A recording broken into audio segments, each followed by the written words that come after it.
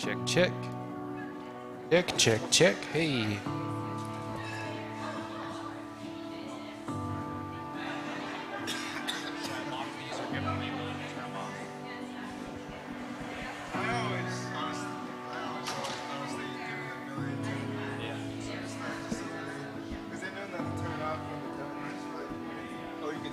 Exactly, like use your on off. I just got the check right now.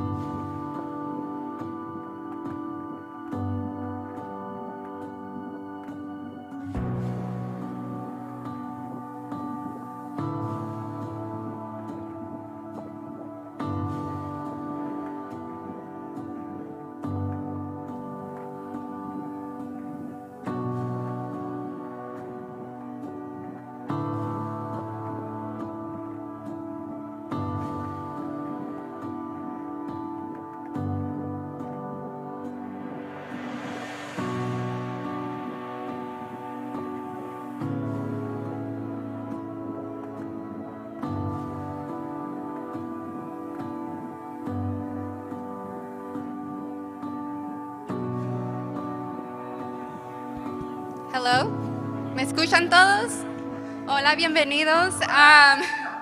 Todavía no va a empezar, pero les quería avisar que los baños están aquí afuera, si van por esta puerta a la derecha. Ya. Y si ocupan traducción, también tenemos unos aparatitos aquí en la esquina, si quieren ponérselos para los que van a hablar nomás en inglés, puedan traducirlos. Y hay bebidas hacia atrás en las hieleras y la comida viene en camino también. Okay, es todo. Oh, yes. The bathrooms are right back there through the door on your right, and if you need, well, they don't need tradish. Yeah. And the food's on their way, and there's also some coolers back there with some waters and beverages.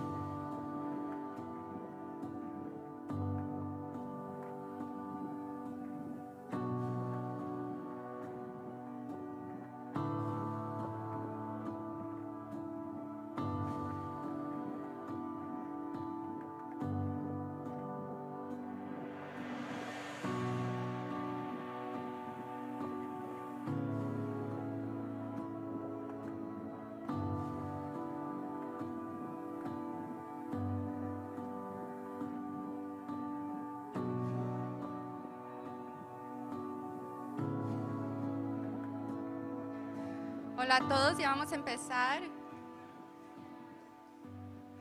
Hola, ¿cómo están? Soy Ana Gorla, soy la coordinadora del programa de energía y tierras públicas para Sierra Club Grand Canyon Chapter, el capítulo del Gran Cañón de aquí del estado de Arizona.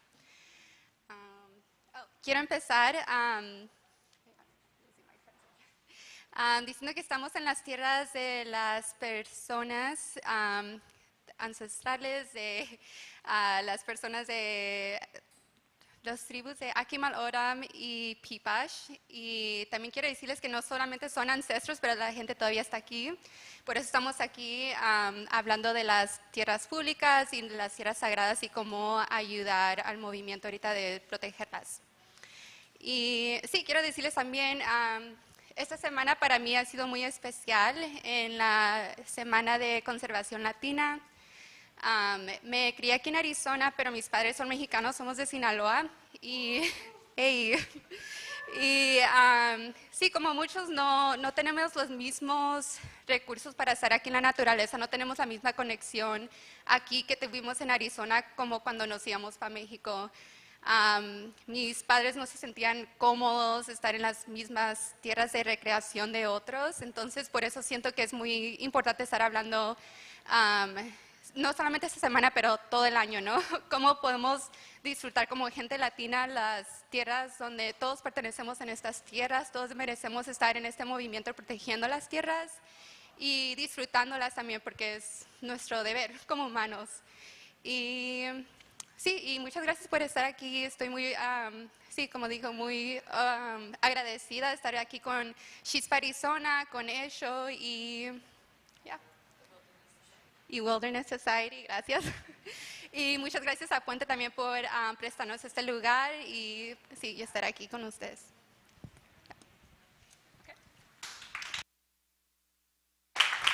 Estuve bien nerviosa, así que muchas gracias. Welcome, everyone. Bienvenidos. I'm Sandy Barr, and I'm the chapter director for Sierra Club in Arizona. Just very happy to be here this evening to celebrate and learn about sacred lands. I wanted to start out with a land acknowledgement.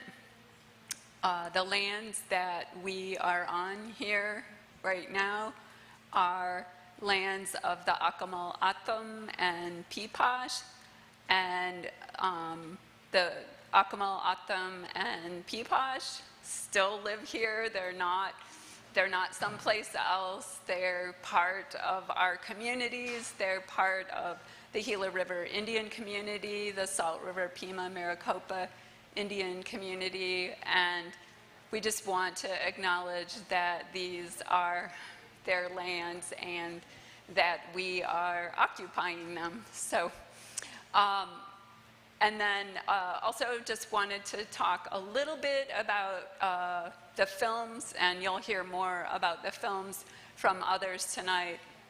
But we are celebrating sacred lands, and we're focusing on 3 areas: the Greater Grand Canyon area, the Great Bend of the Gila, and then Oak Flat. And these are lands that are threatened in various ways. The Greater Grand Canyon area, uranium mining, Oak Flat, copper mining, where they want to make a giant sinkhole out of Oak Flat, and Henry Munoz is going to talk more about that later, and you'll see some films about that. Our first film this evening is a song. It is by Ed Kabootie, who is Tiwa and Hopi, and the song is Baptized by the Canyon. We thought it would be a good way to start. Carletta Tilousi, who is going to talk about the work that she and the Havasupai tribe have done on protecting the region from uranium mining.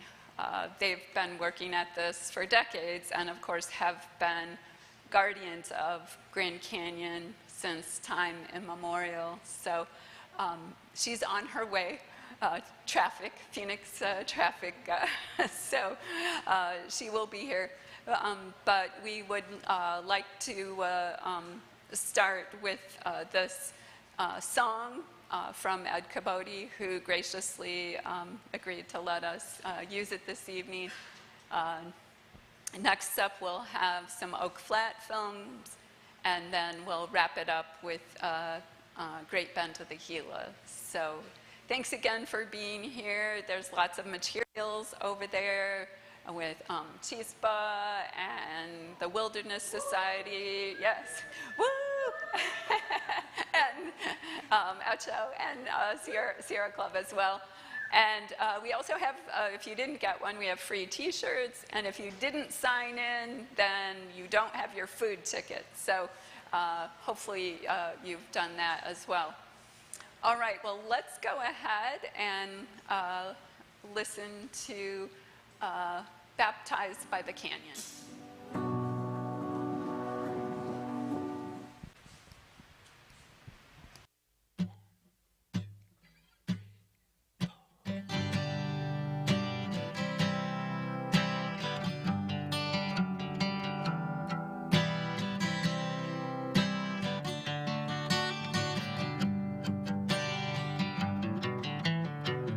Baptized in the waters of the canyon, under the streams that flow from the rocks to the river below, sanctified by the songs and rhythms of the waters that are singing over and over me. I know my life can never be the same way again.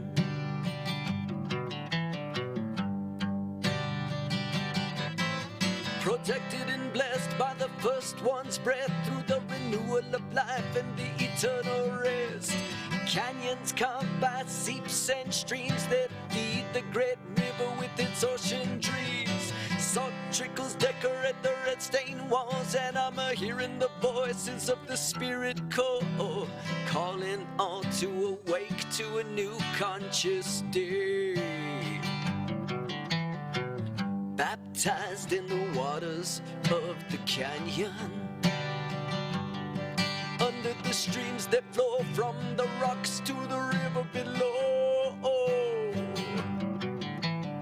sanctified by the songs and rhythms of the waters that are singing over and over me. I know my life can never be the same way again.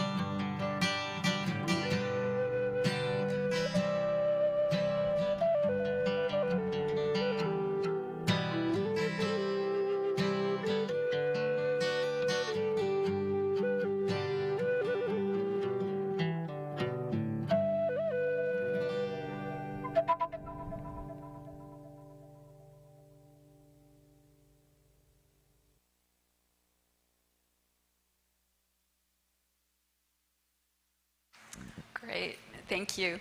I saw Carletta come in. There she is. I'll introduce her. Also, I realized I forgot to mention that I use she, her pronouns when I introduce myself, so I wanted to share that. We're really honored tonight to have with us Carletta Tilousi. Carletta is a lifelong advocate for the protection of Grand Canyon. She's worked for more than 30 years promoting social and environmental justice for the Havasupai people and indigenous people overall of Grand Canyon. She was born and raised in Supai Village, located at the bottom of the Grand Canyon. And Carletta and the tribe have fought against the development of the tribe's sacred site, Gidwisa. Currently, Carletta has previously served on the Havasupai Tribal Council and is president of Red Rock Foundation, Inc., which is a Native American nonprofit organization. She is, I would say, the key leader in the Grand Canyon Tribal Coalition, but she has been instrumental in bringing together the Grand Canyon Tribal Coalition to work on this proposed national monument. And she has ensured that everyone knows that this is a tribally led effort, and it will continue to be a tribally led effort. And she's just a tireless advocate, and yeah, just, I would call her the #1 guardian of Grand Canyon. So without further ado, please welcome Carletta Tilousi. Thank you. Thank you, Sandy. How much time do I have? 10, 15 minutes. Hi, everyone. The bright lights here, I can't really see everyone. Good evening. My name is Carletta Tilousi. I'm from the Havasupai tribe. I have about 756 tribal members left in my tribe, and I'm one of the lead ladies, along with some elders and some young youth that have been working tirelessly to spread the news and the message of protecting our lands and our water. A lot of my family live down in Supai. I live, currently I'm living an hour north of here in Cave Creek with my husband and my 2 children. And I came out of the canyon in 1995, and then back and forth to go to college at ASU. So I went to school at ASU, and then my husband and I bought a house out there because my husband is also an attorney, a Native American attorney, so he has to fly in and out of the airport to the different tribes across the country. So just a little bit about, my background. Most of my family is down in Supai, but I go back and forth, and I also do small community gatherings as well down in the village. So lately it's been a lot of responsibility the last couple of years, bringing the tribal leaders together, and this is our second attempt to making the Grand Canyon a national monument. The first attempt was during the Obama administration, and we did everything that they asked us to do, write all the documents, get all the resolutions, get letters of support, and we went through all that, and we got denied. And so Obama's administration didn't approve us. And so here we are, fast forward to now, we're trying it again. And all the tribes that were present at our community meeting a couple of days ago, I know some of you may have heard that we had a community meeting with the Department of Agriculture and the Department of Interior. I guess through this process of declaring the Grand Canyon a national monument, we have to have these meetings. And we had 300 people there, and of course we had the opposition, the ranchers were all there, and to me, when I heard their comments, they looked at it as a land swap, and that we were digging into their private lands, and which is not true.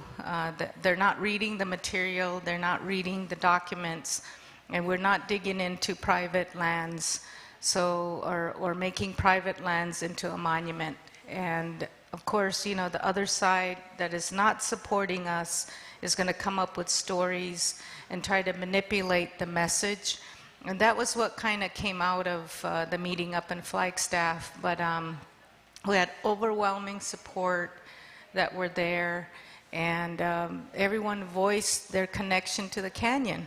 And when I was starting this campaign with my community, there was just a few of us back in 1994, 95, when I really started becoming active into this. And it was just my uncle and a couple of elders that kept talking against mining, uranium mining at our sacred mountain. And so this message just got spread far and wide, and it was so amazing to me to sit there and listen to people come and testify and have their connection to the canyon, to a place where I grew up, and a place where we consider sacred is now sacred for all of you, and that your voices are so important to join us and stand next to us as we're proceeding forward, protect not the canyon, but also the water. And growing up down there, as you guys know, natives were here a long time ago, indigenous people were here a long time ago. There's a lot of ancient trails, there's a lot of ancient burial sites, and springs, there's special springs, and these springs in the canyon are also female-oriented. There was a story that a young female, when they reached womanhood, was able to make these springs in the rock walls. So when you see the spring coming out of the rock walls, those also represent the female energy as we grow into womanhood. And so that's also part of the reason why, as Indigenous people, when we have our moon, we're so powerful, we're so spiritually strong that we cannot go into a sweat lodge until we go through that, you know, because that's the way we were taught anyways. So I'm just sharing a little bit about how powerful it was when this young girl in our stories was able to make all the springs in the canyon. So we always remember her when we go to the springs and we do a prayer and we do an offering, we bless ourselves, and then we drink the water. So just remember that next time when you're in the canyon, you know, the female young lady in our story that created these springs. And for those stories that were embedded in us as we're growing up, you know, some families raise their children to go to church.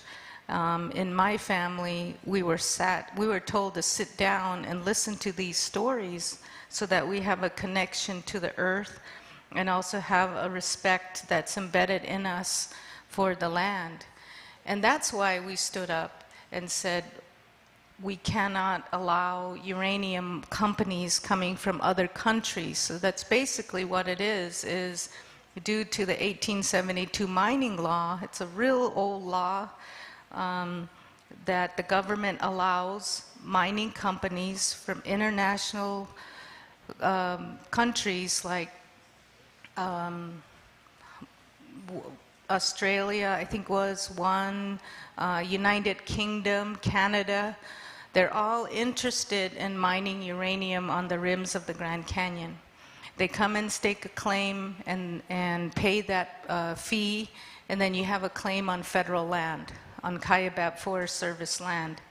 So in my eyes of my elders, it was very difficult for them to understand, like, well, the United States government came and took all our land and made it into a national park or into a Forest Service land.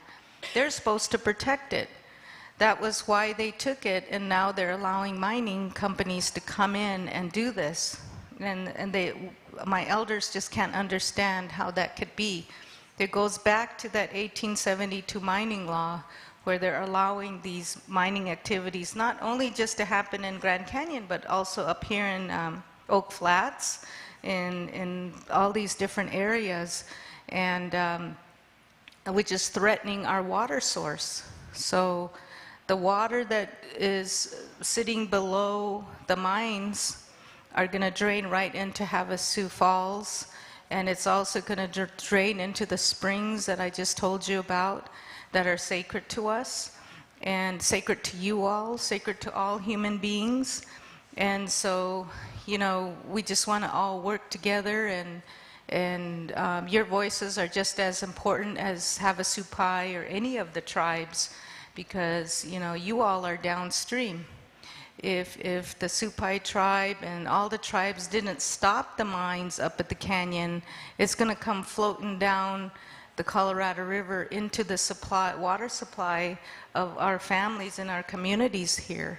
And that was the thinking of the elders when they first started this campaign. He goes, I would not be able, I remember my uncle said, I would not be able to live with myself if I didn't voice the opposition, because there's a lot of people downstream that are going to be affected. And a lot of my elders that I was working with have unfortunately all passed away. But it somehow, a couple of days ago, I just could feel their presence and how proud they were of us to continue the work that we're doing. And that was something that I wanted to share with you, is your grandparents, your grandmothers and aunts and uncles, they did something for us to be here, for us to have the freedoms of clean water and have an education, because so we got to always remember them, and then just how proud they are of how far each of you come. And when we're gone, we hope that the next generation would continue this work that we're doing. So I just wanted to share a little bit about that. if you would, one ask is to call your senators and please let them know that you are in support, especially Senator Kelly. I think he really needs to hear your voices because it's a very critical time that he supports us in this effort. And the young man that was singing on the video, he and I went to high school together in the boarding school. And I'm just so happy that he's able to choose his life path using his skill and talent to continue to share the message. And that was so touching when I walked in. And Ed Kabootie is just such a great person. And using the skills that Creator God gave him to continue the work to protect his lands. So with that, I just want to say thank you also to everyone, Sierra Club, Chispa, all the organizations that have stood behind the Havasupai and beside us to get us this far. And I know we still got a lot of work ahead to do, but I'm just honored to have you guys as our friends, and you guys have the Grand Canyon as a part of you now, and I'm honored to share that with you as a Havasupai Indian, and hope that you could come back down to the canyon and enjoy it. Clean water, clean air, that's all we ask for. And it's for all mankind, not just for Havasupai, but it's for all of us. So I just wanted to share that with you, and thank you for inviting me, Sandy, and I look forward to meeting some of you afterwards. Thank you.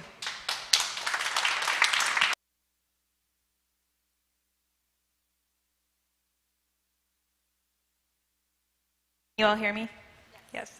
Thank you, Carletta. And if anyone has any questions, at the end we'll have some time for questions for our panelists. Did you want to give the announcement real quick? Sí, si todavía ocupan traducción, tenemos esos aparatitos, tenemos una traductora aquí si lo ocupan. Porque las personas que nos van a estar hablando sobre estos temas y esas tierras, se me hace que lo van a hacer nomás en inglés, así que nos avisan. And I want to thank you all for being here. My name is Dana Orozco. I am the Arizona Field Coordinator for HECHO, which stands for Hispanics Enjoying Camping, Hunting, and the Outdoors. My pronouns are she, they. And again, just wanted to thank you all. And today we will be showing 4 films for Oak Flat. And I've had the pleasure of visiting Oak Flat in person and seeing the beautiful landscape there. It is also known as Chichil Bogatil. I hope I pronounced that right, but it is sacred to the San Carlos Apache tribe as well as several other indigenous communities. And in January, I had the honor of marching with the Apache Stronghold. And that was in solidarity of protecting Oak Flat from a copper mine that is owned by 2 foreign corporations. And it was just a beautiful way to stand in solidarity. And so today you all will learn about that through the films. Let me make sure that's everything. Yeah, so as a lifelong Arizona resident, I am concerned for our water here. Not only is this land sacred to the indigenous communities that have lived there for thousands of years, this copper mine will also affect our water. And as we all know, as the Latinx community, we are on the front lines of the climate crisis. And our water is sacred to us as well, and it's necessary for our survival. And as we're seeing cuts to the Colorado River, as we are seeing our reservoirs, our rivers, our lakes, our groundwater drying up, it's important that we stay educated on what is happening to our water, and it's important that we're all advocating for our water. So these films will show you part of that, and then at the end of it, we'll also have a panelist speaker give some more information related to that as well. Thank you.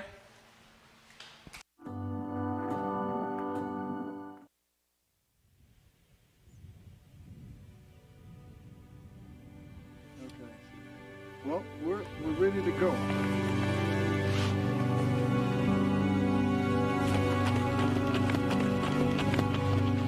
The next step for me is I'm coming home.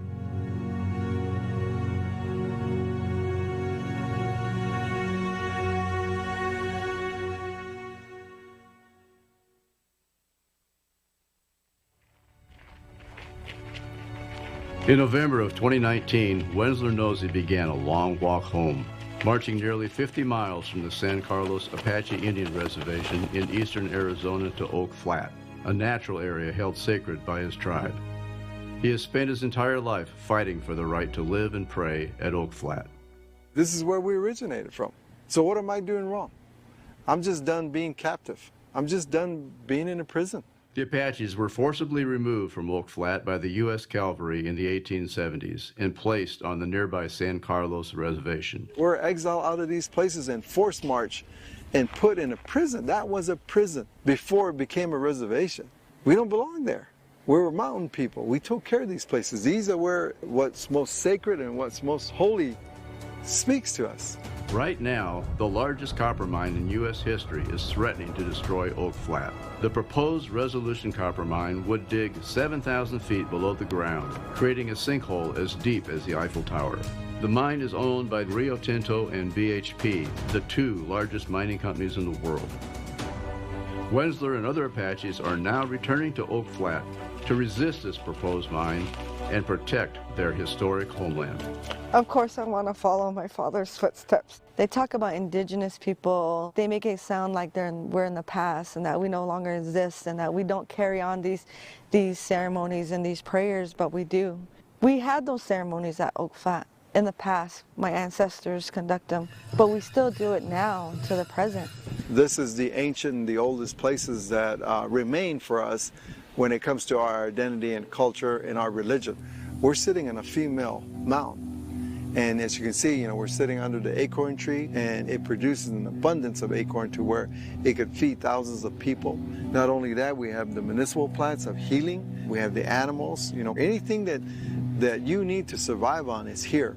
Oak Flat was specifically protected from mining by President Eisenhower, and more than a dozen attempts to approve this mine failed in Congress. Then, in late 2014, Senator John McCain slipped a land swap bill for the mine into a must-pass Defense Spending Act. Under this deal, the Forest Service would give Resolution Copper over 2,000 acres of land in Oak Flat in exchange for more than 5,000 acres currently owned by the mine across Arizona. But before this land transfer is final and construction can begin, the Forest Service must approve an environmental impact statement.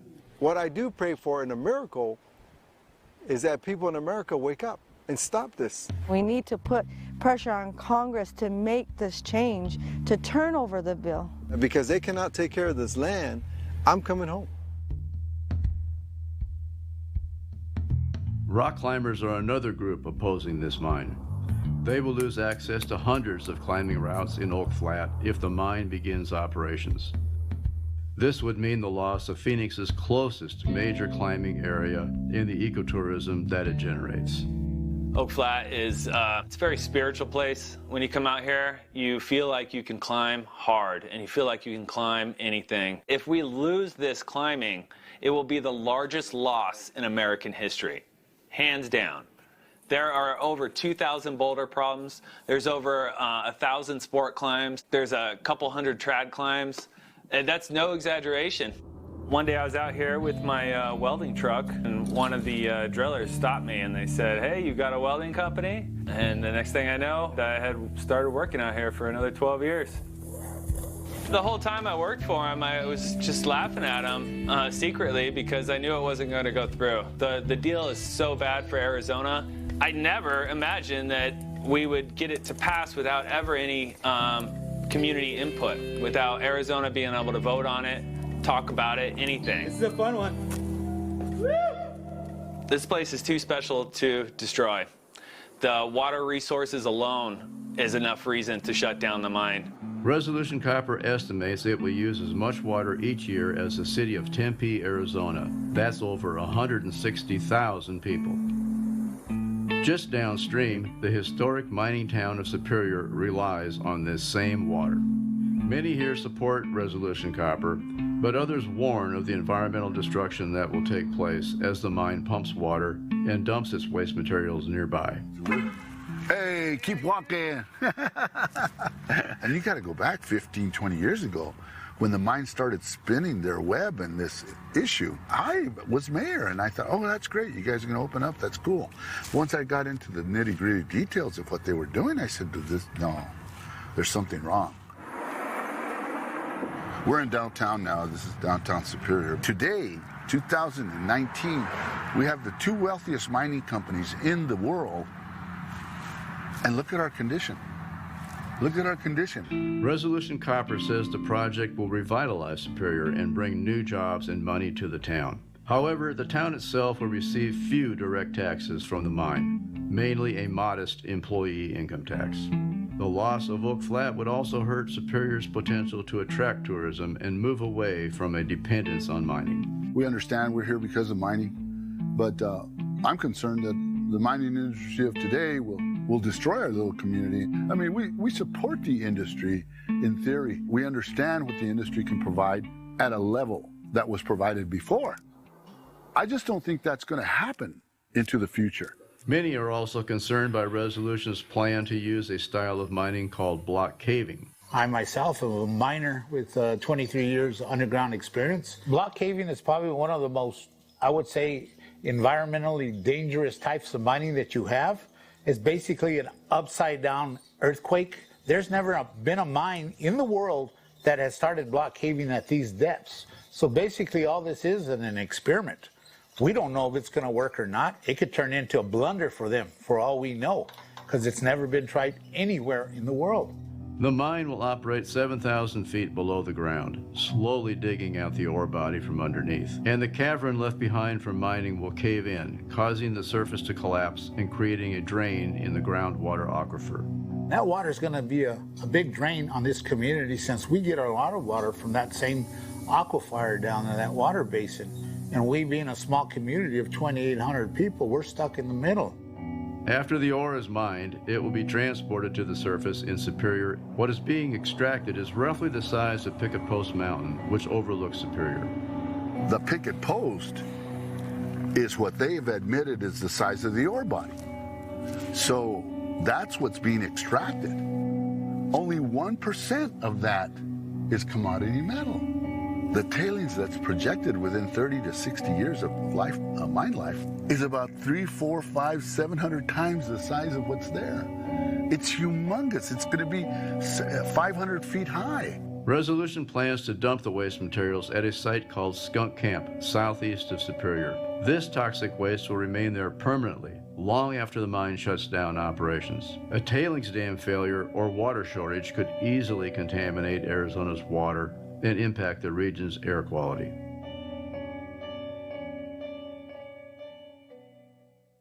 The main community input on this mine were the public comments submitted to the Forest Service in late 2019.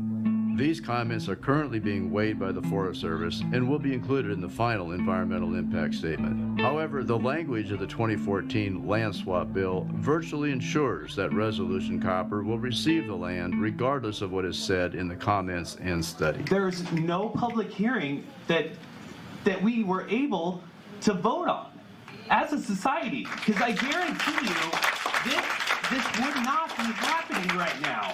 If you guys gave all of Phoenix, all of Arizona the opportunity to vote on it, it wouldn't have happened. And you're right, yes, the Tonto National Forest Service is put in a hard position, but they have the power to make something happen. This is all we got left as people in this country. So I know that you're probably going to make your decision and move it forward. So we have to pay our attention to the people in Congress. I'm going home. I don't care what these guys are going to do and Resolution Copper is going to do, because I am going home.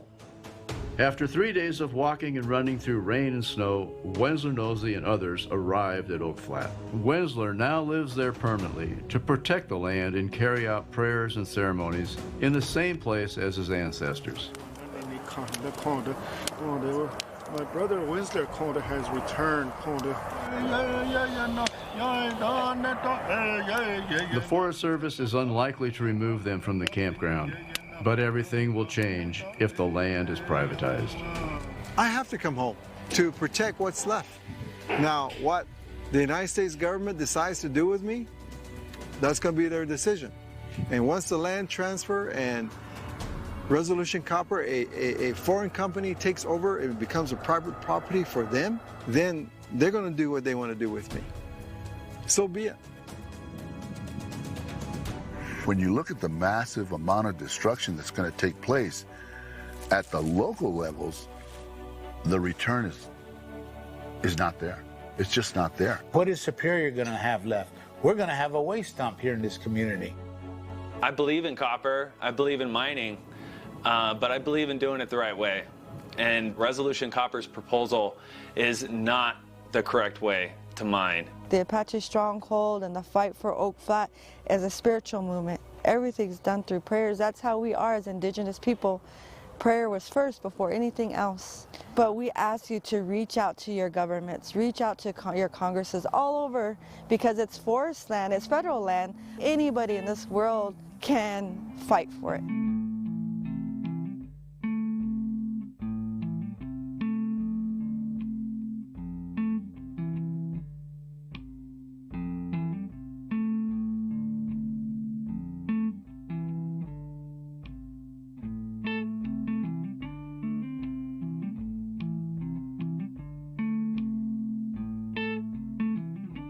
Thank you all, and we will now have Henry Munoz, who was on that film. Oh, there's more. Okay, okay, gotcha. We have 3 more films, and then Henry will come up.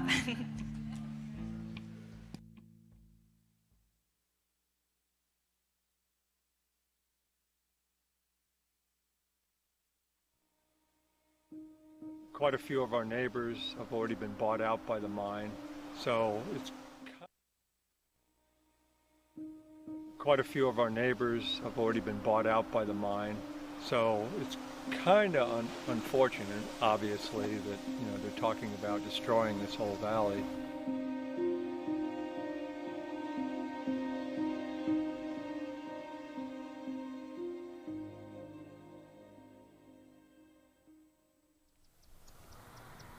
The environmental impacts of the proposed Resolution Copper mine in Arizona extend far beyond the destruction of Oak Flat itself. The mine plans to store nearly 1.5 billion tons of toxic waste, also known as mine tailings, in the nearby Dripping Springs Valley, and will need to construct a nearly 20-mile pipeline to do so.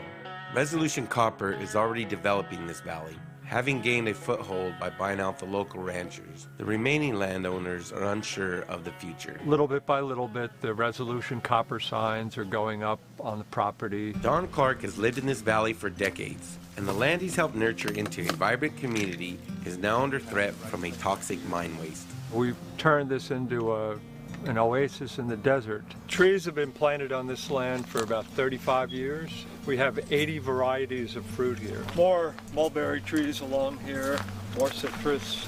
We have quite a few grapevines and stuff, delicious grapes. They're talking about putting in a 5,000-acre settlement pond about 5 miles up the road. They have bought out several of the large ranches and several of the other people living here on this road. Most of them did not want to move.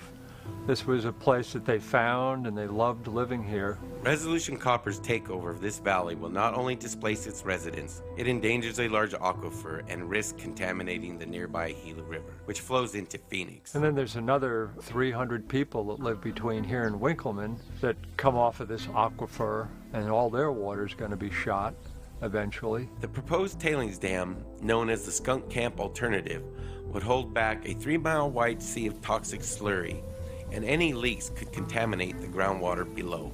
Roger Featherstone is a mining reform activist in Arizona who points to the troubled Pinto Valley mine near Oak Flat as a reminder of the danger of these dams. The number 4 tailings facility at Pinto Valley right now is one of the largest in the world. And if the mine expansion is approved, that facility would have the largest tailings dam in the world. Despite past spills into the creek below, the Tonto National Forest is set to approve an expansion of these tailing dams, which would extend the mine's life by 20 to 30 years. It's inconceivable to us that the Forest Service would allow another 300 foot of tailings on top of an already unstable dam. Pinto Valley Mine has already had several failures of the tailings facility that involved the polluting of Pinto Creek. And there's certainly the same potential for that into the Dripping Springs area should this new tailings facility be built at Skunk Camp. They've given us tours of all the thing they're doing 5 miles up. Seems mostly they've punched somewhere around 30 wells up there, trying to monitor the water quality and stuff. But eventually, I mean, any reasonable person knows that that stuff is going to seep down into the aquifer. You can't keep a 5,000-acre pond leak-free. It's just not going to happen, and they know it too. Once mining is done, the company would most likely declare bankruptcy and leave, and that would mean one of two things. Either those pumps would be turned off and the pollution would flow into the Dripping Springs watershed, or it would be up to us taxpayers to keep those pumps running. For both the current residents of this valley and the indigenous peoples whose ancestors lived here before, preventing the destruction of Skunk Camp is a critical part of the fight for Oak Flat. Skunk Camp holds ancient artifacts. Ancient artifacts. On the last day of 2020, a trip was organized to an archaeological site that will be buried under the mine tailings. Members of 4 Arizona tribes came together to acknowledge the role this place played in all of their histories. I just want to thank you for inviting us here. You know, that shows a lot of respect that you have for our ancestors and for us. And we see all our plants here too, the ipai, the kui, which is the weehawk. These are our foods. So we know that our people are here, whether it's written on paper or not. So you can see this was like a home site. There's probably about 50 plus homes right here in this one little area. So they'll have rooms and closets.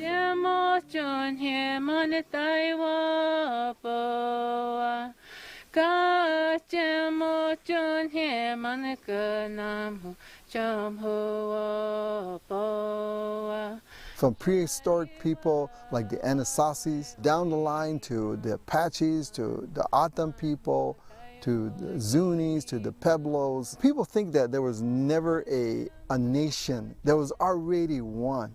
And this place holds key factors to the past. Resolution Copper and their parent company, Rio Tinto, would be breaking a promise to the public and to indigenous communities if they destroyed these historical sites at Oak Flat and Dripping Springs. Rio Tinto made a public commitment last year to avoid the destruction of sensitive indigenous sites after they blew up Aboriginal rock shelters in Australia. Despite this, the company continues to develop both sites. This place is going to be covered, eliminated from the first people, their historical history, their historical way. The construction of the tailings dam at Skunk Camp would mean the loss of countless historic artifacts, the contamination of precious groundwater, and for Don Clark, the loss of a lifetime's worth of hard work. We've always viewed this place that we never wanted to sell the property and that it would be available for future generations. And now to see that possibly all being torn down and this valley just turned into a kind of a wasteland. But, you know, for the average person to go up against a $100 billion corporation is almost impossible.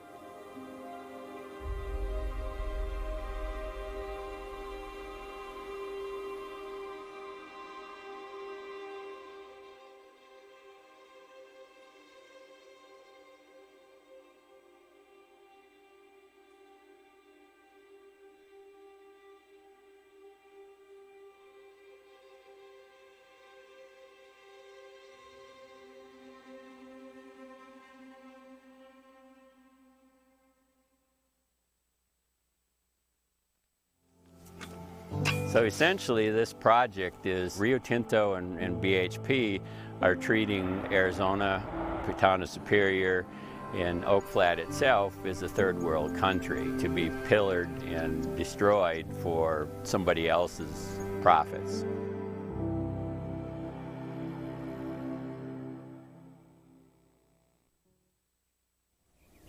proposed resolution copper mine in Arizona faces strong opposition to its plan to privatize Oak Flat and turn the sacred site into a massive sinkhole. But the mine has other lesser-known plans, which would further impact Arizona's environment and economy. Roger Featherstone, a mining reform activist in Arizona, raises the issue of the additional pipeline infrastructure needed for the project, as well as the likelihood that the foreign-owned mine will ship the copper ore and profits overseas. We met Roger near Oak Flat, along the route of a proposed pipeline that would carry toxic mine waste nearly 20 miles, from Resolution Copper's facility in Superior to the tailings storage dam in the Dripping Springs Valley, which is discussed in part 2 of this series. Awfully rugged territory. Really not suitable for a tailings pipeline. Roger has been monitoring camera traps in Oak Flat and along this pipeline corridor for years to document the species that would be displaced by this mine. We've got probably the best set of data that ever of this area. And we've been doing this consistently since 2011. We've documented a pretty full range complement of species here. We've got mountain lions, we've got deer, we've got black bear, we've got bobcat, we've got ring-tailed cats, we've got raccoons, we've got quadrimundis. The combination of the noise, the disturbance, and the lack of water would be devastating to the wildlife populations. In addition to disturbing wildlife habitat, this pipeline would be a difficult technological feat, requiring the construction of a 2-mile tunnel through the mountains east of Superior, a bridge across Gone Canyon, and dozens of ridge and wash crossings on the Pinal Mountain foothills. If there's a spill, you have to have a good, reliable way of getting a repair crew out there, and that would be tough in this territory. This pipeline, along with the tailings dam and the mine itself, would leave a massive permanent footprint on this unique expanse of Arizona. But despite its large environmental impact, the Resolution Copper Mine is unlikely to bring substantial economic benefits to Arizona, something Roy Chavez spent the last years of his life educating the public about. It's a roll of the dice for us, because only a few people will truly benefit from this project in regards to the stakeholders and the investors. But in the meantime, we destroy our environment. All this has been earmarked to go to China for its final processing, which is smelting, and it's only then that you can collect any taxable revenue from the sale of the product. So we're going to buy it back. They're taking our natural resources, they're going to process the final product in China, and we're going to end up having to buy the copper from the Chinese government. It just blows me away. It's really striking that 2 foreign mining companies would take advantage of a 150-year-old U.S. law that allows them to mine for free and then take the profits out of the U.S. to the shareholders primarily in London and Australia. Allowing a foreign-owned mining operation to extract U.S. resources and sell them on the global market means that Arizonans would see few lasting benefits from this project. In return, an indigenous holy site at Oak Flat will be forever destroyed. Thousands of additional acres will be disturbed by infrastructure, and our state will be left to deal with the mine's impacts for generations. The more Resolution Copper tries to ram this project down our throats, the more convinced we are that this is an experiment that has failed. It's really in the interest of everyone for Rio Tinto and BHP to simply say no, walk away from this project. When you look at the massive amount of destruction that's going to take place at the local levels, the return is not there. It's just not there.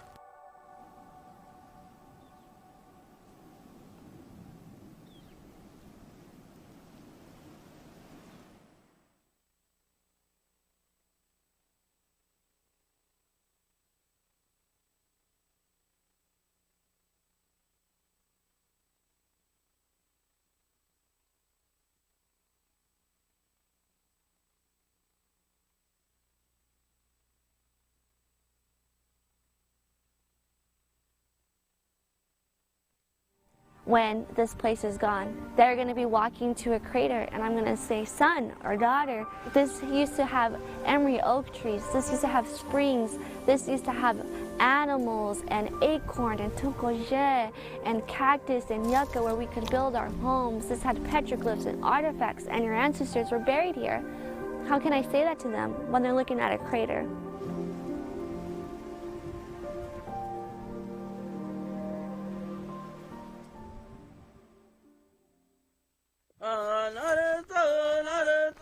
In February of 2021, Native American tribes from across Arizona made history, traveling hundreds of miles by foot in a 4-direction prayer run to Oak Flat.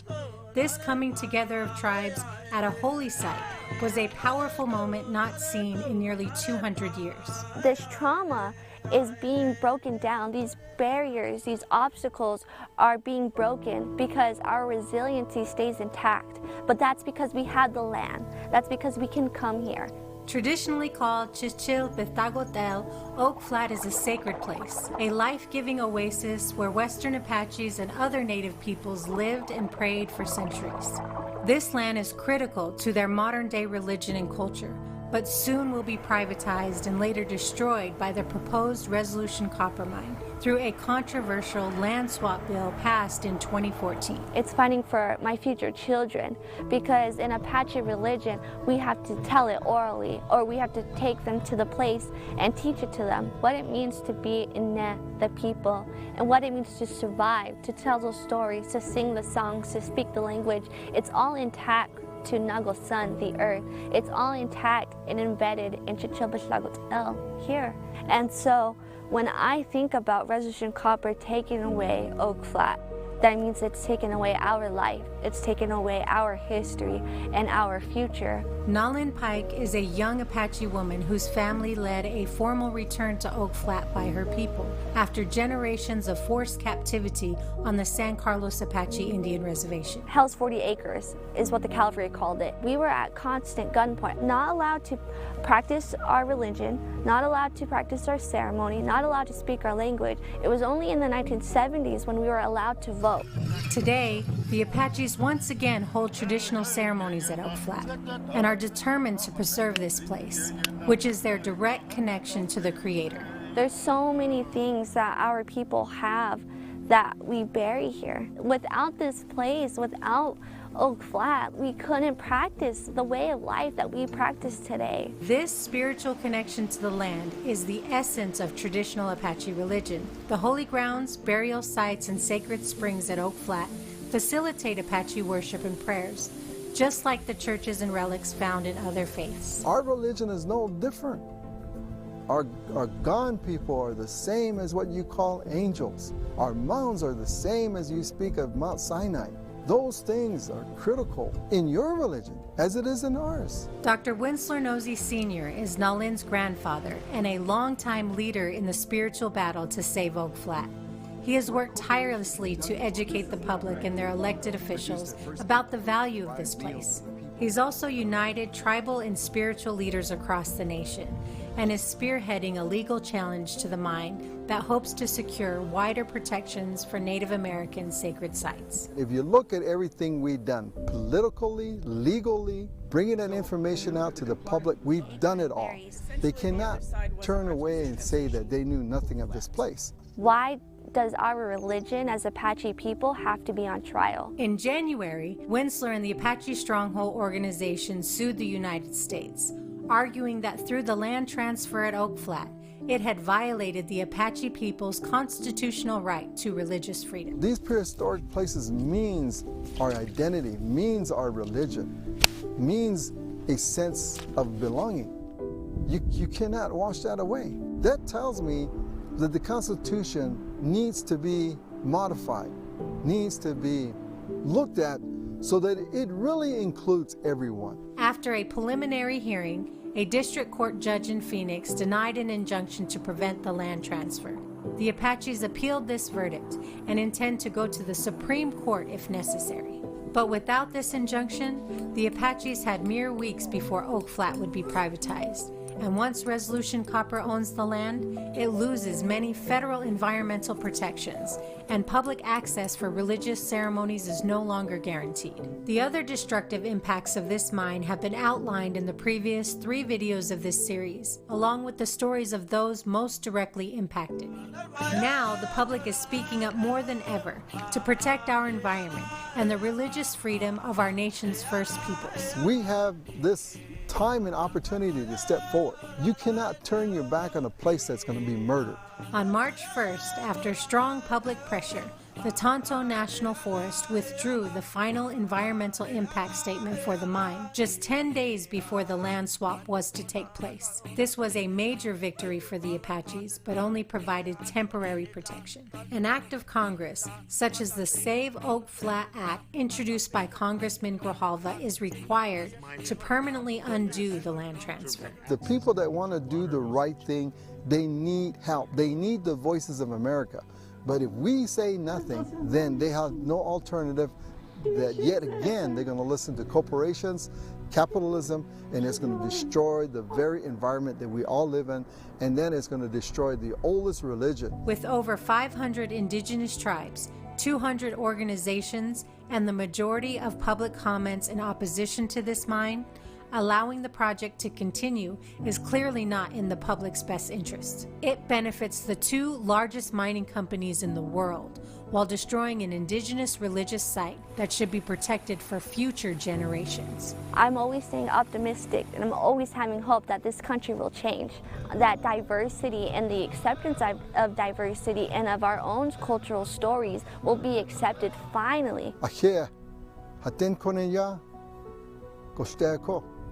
Kaunan hatin konya stels in kushe ahia ko pekaunan. So I just thank the Creator that if you're coming, that He watches over you, be with you here, so that we can protect the environment.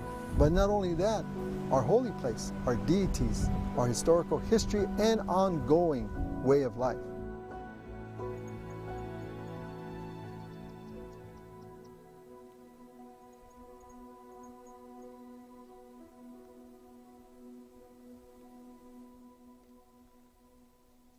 Hello again, officially this time.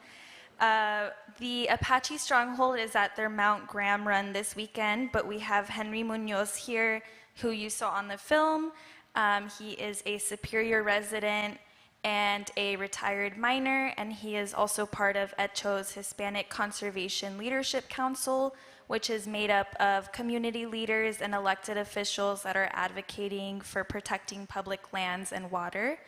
And so, yeah, we have Henry. Welcome him.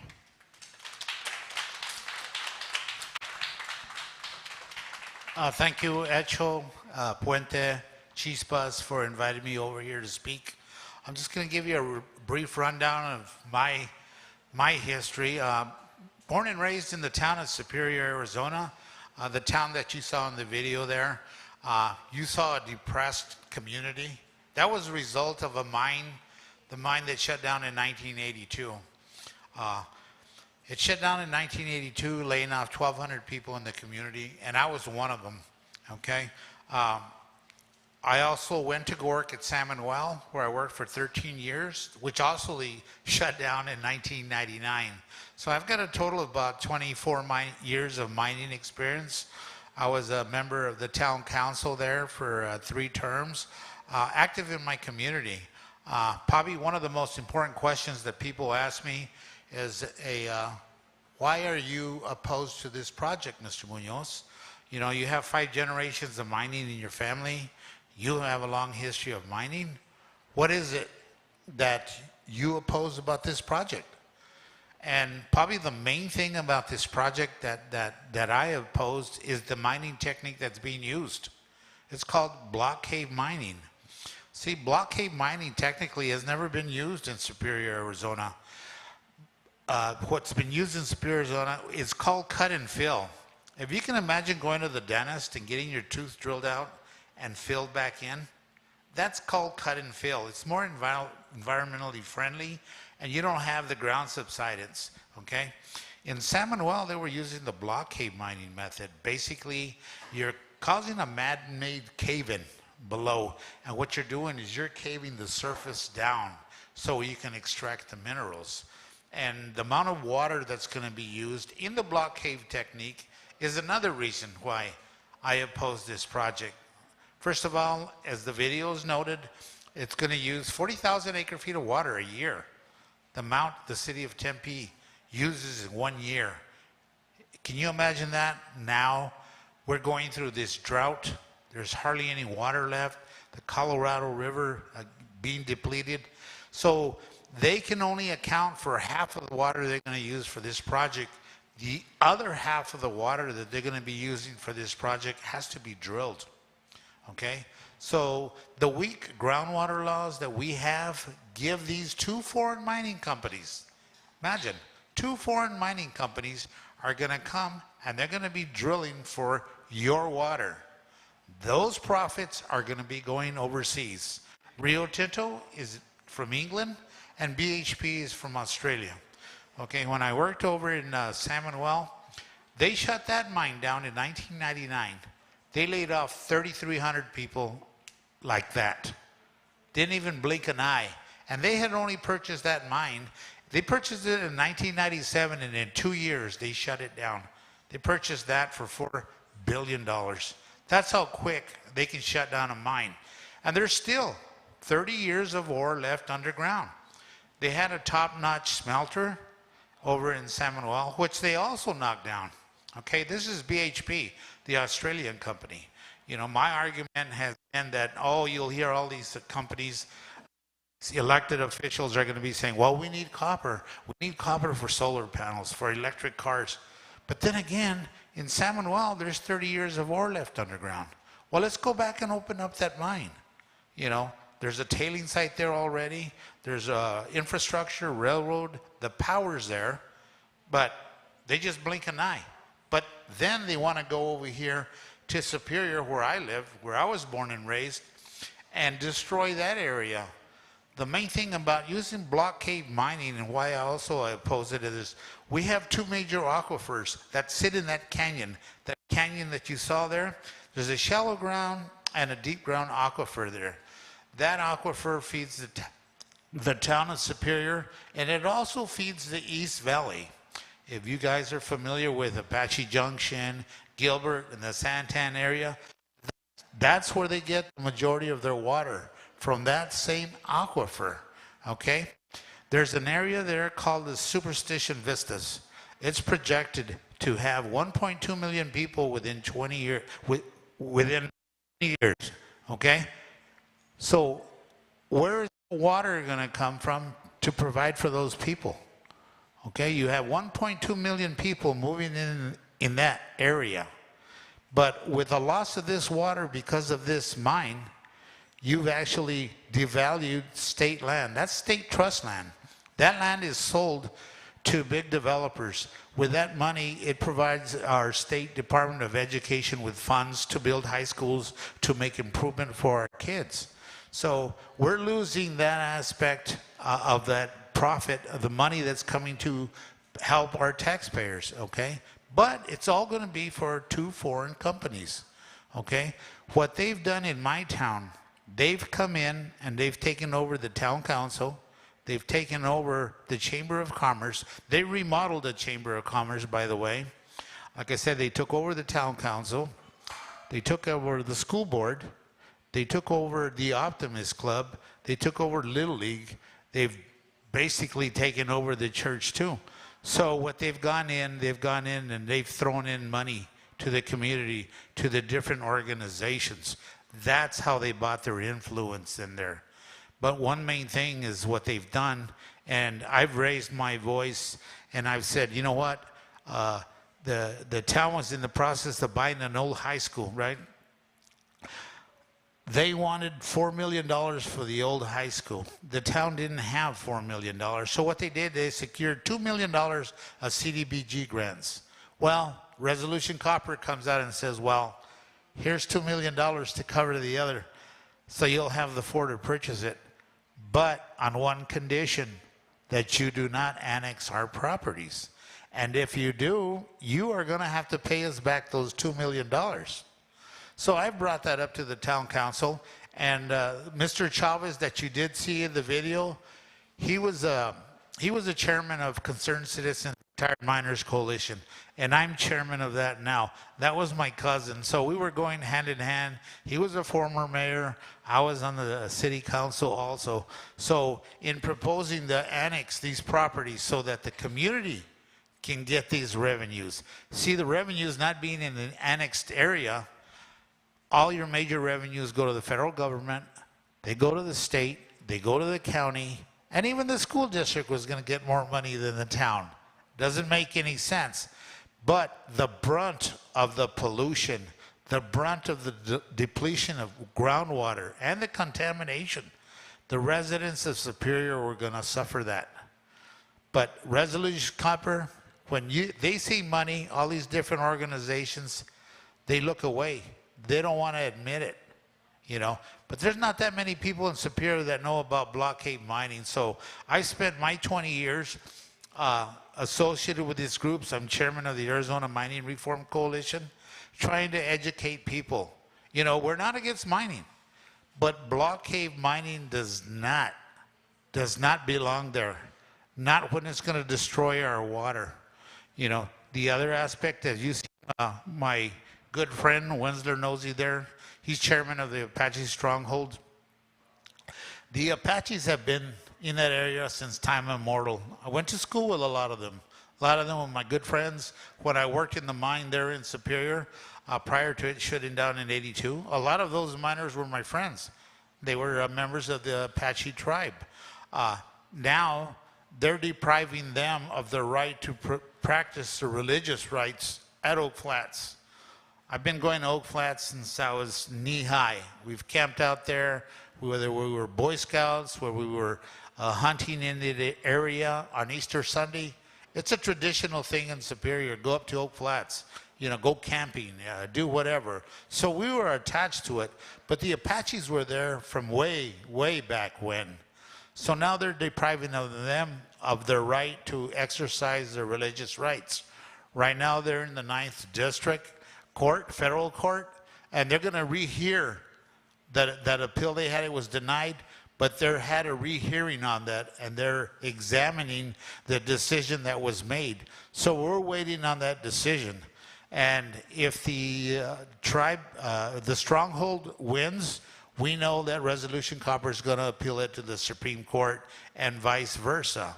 There's still 2 more lawsuits pending, and that's going to be the San Carlos tribe itself as a sovereign nation. That's a separate entity from the stronghold. That's the tribe, the official tribe itself will enter into a lawsuit.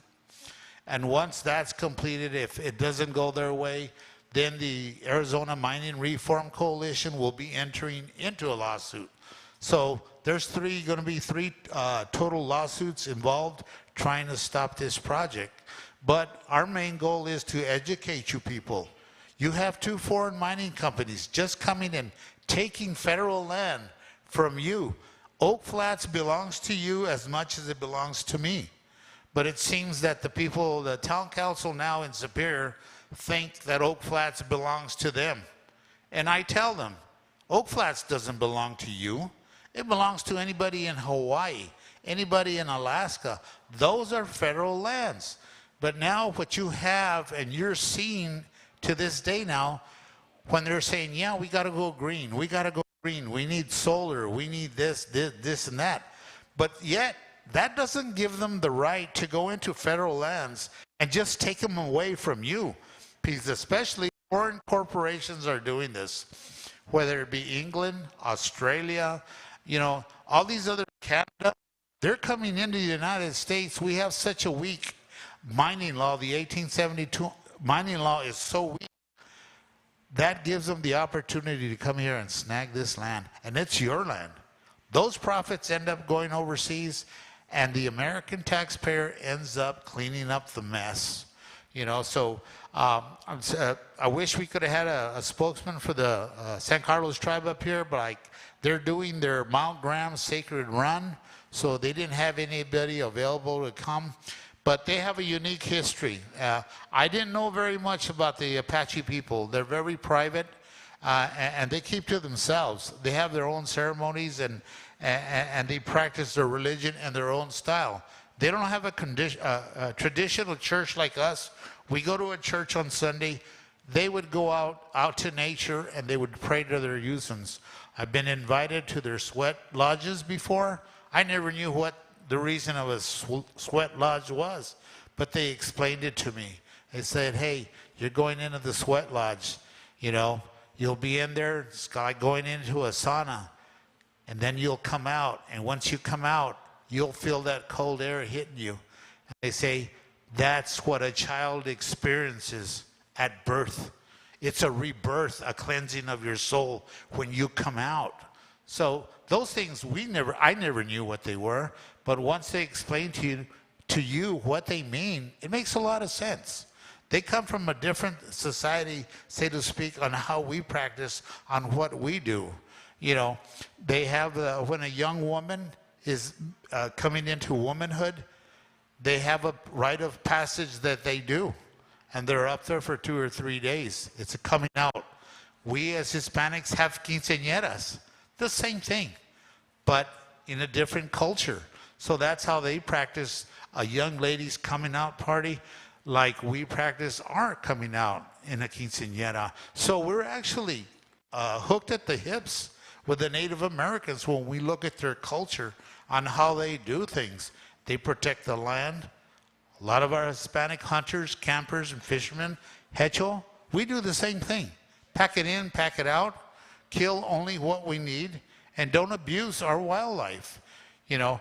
But if there's one message I could tell you people here, is your voice in Congress, it helps. When you get on those emails and you send those messages to your senators, your congressmen, or your councilmen, they hear them. They hear them. Have gone to Washington many times, spoken with senators and House of Representative members, and even the federal agencies. They even tell me, we measure the amount of cry from the public that comes to our office. That gives us a gauge on how many people care about a certain subject, whether it be this or that. But it's your vote and your emails and you speaking up makes a big difference. You might not think it does, but from what they've told me, sometimes they say, well, we ignore it because we don't hear nothing. But Oak Flats has spread across the United States. It's gone to Australia. It's gone everywhere. It's in Europe. It's basically protecting the Native Americans' right to practice their religion. As you see what's going on in Congress now, they're doing away with a lot of laws. Affirmative action. I mean, a woman's right to do. Equalization of everybody. They're changing these laws. They're reverting back to the 60s. So if we don't raise our voice, we are going to go back 50, 60 years to the 60s, the 50s. And it's happening slowly. But we have to stand up and voice our opinion on that. Just like the Apache people are, we have to do that as Chicanos, as Hispanics, as La Raza, as you would say. We have to make our voice heard again. I don't know if a lot of you remember, I was raised in the 60s. Back then, Cesar Chavez, I had a chance to meet him in 1982 as a young labor activist. You know, he's the guy that inspired me. Dolores Huerta, people like that. You know, you have to raise your voice again. Because you know what comes around, it's going to repeat itself. History is going to repeat itself. And if you let that happen, it's on you. I just hope you guys get the message and speak out and voice your opinion and say, you know what? Ya basta. Ya basta. And then you could proclaim, si se puede. And first of all, I want to thank all you people for coming. You know, it's a voice that we have to spread. It's an important thing. You know what I mean? It's up to you. It's your generation. My generation is already past. You know, the 60s, the Black Panthers, Chicano power. That was my generation. Now it's up for you guys to pick up that torch and make your voice heard. Whether it's here in Arizona or over in Washington, just yell, scream, place your vote, okay? Thank you and God bless you.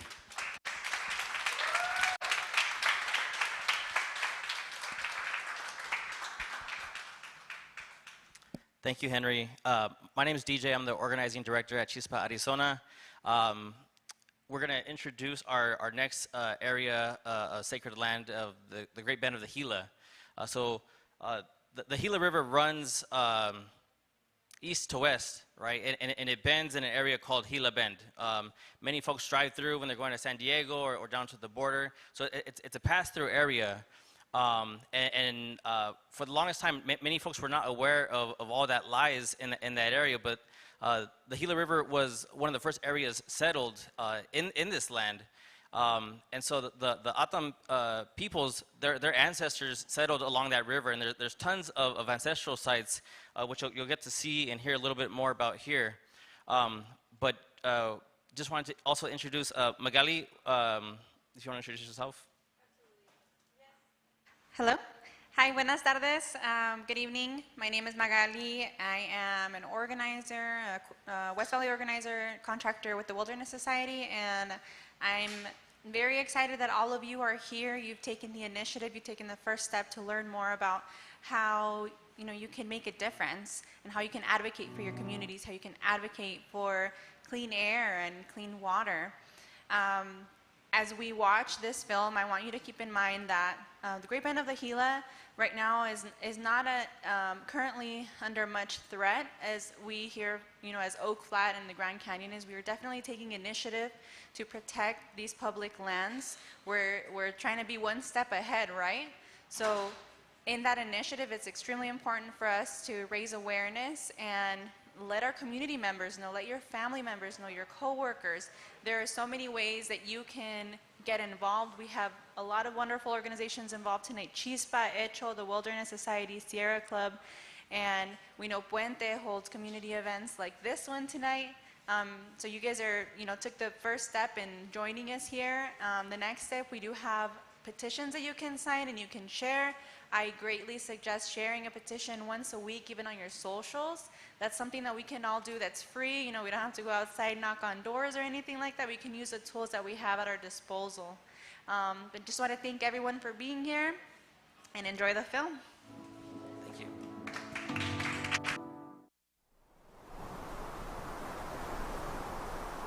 My people were out here and they left their marks out here.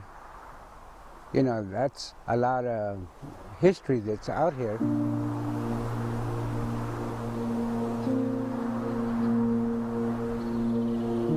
The petroglyphs, they come from a lot of different tribal people.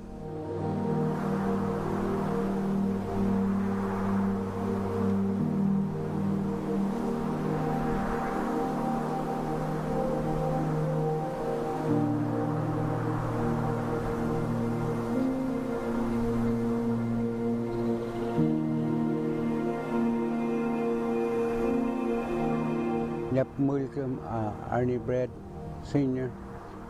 Ay kapais kamin kong from din kavi ayus dam tikali.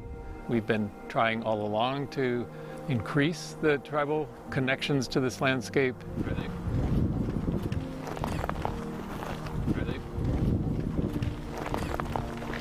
It's been a long time since the 1830s, and archaeologists have not tried to, work closely with Pipash descendants over time. There's one there, very top of the cliff, some up high. Mm-hmm. So it's kind of making up for all the things that we didn't do as archaeologists in the past. Panels up there just full of design. These things are alive and they're still here. Barbara, your Madre,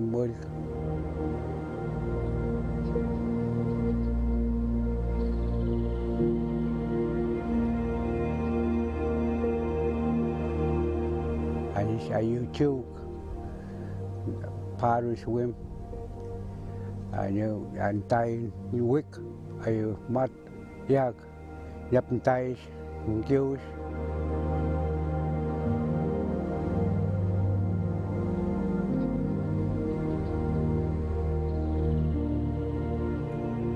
Pipa's question sent ayu, anya suppose ko ayu Paris wim kanyo. One lizard looked like a tail coming down. Keep looking at the designs, and that's why I was just smiling and everything.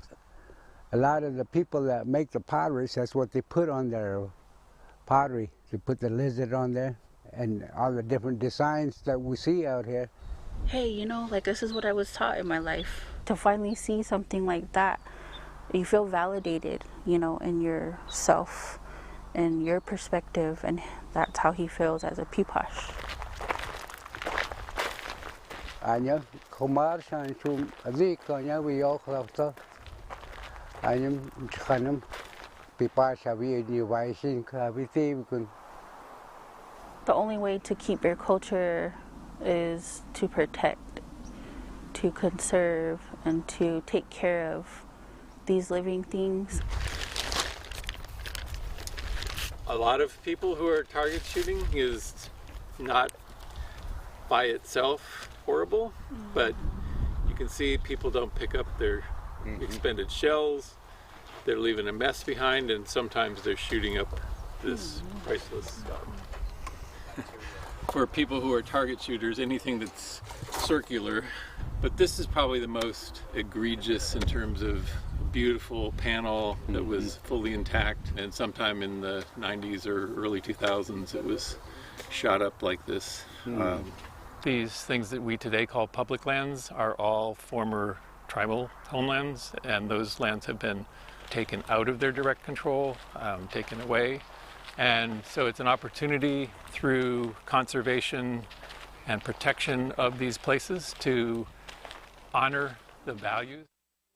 When this place is gone, they're going to be walking to a crater, and I'm going to say, son or daughter, this used to have emery oak trees, this used to have springs, this used to have animals and acorn and tuncoje and cactus and yucca where we could build our homes. This had petroglyphs and artifacts, and your ancestors were buried here. How can I say that to them when they're looking at a crater? Technical difficulties will get back to the film. Thank you. My people were out here, and they left their marks out here. You know, that's a lot.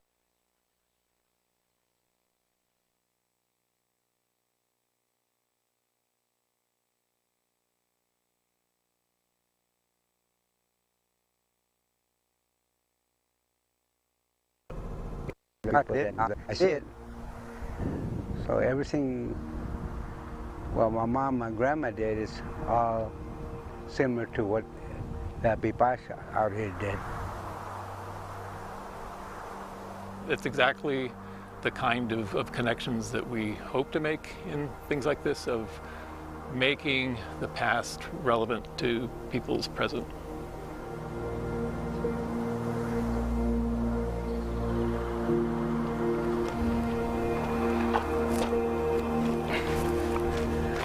The ancestors went all the way up there, so I wanted to see if I can do the same thing going up the hill. This is how far I can go. It felt good going up there.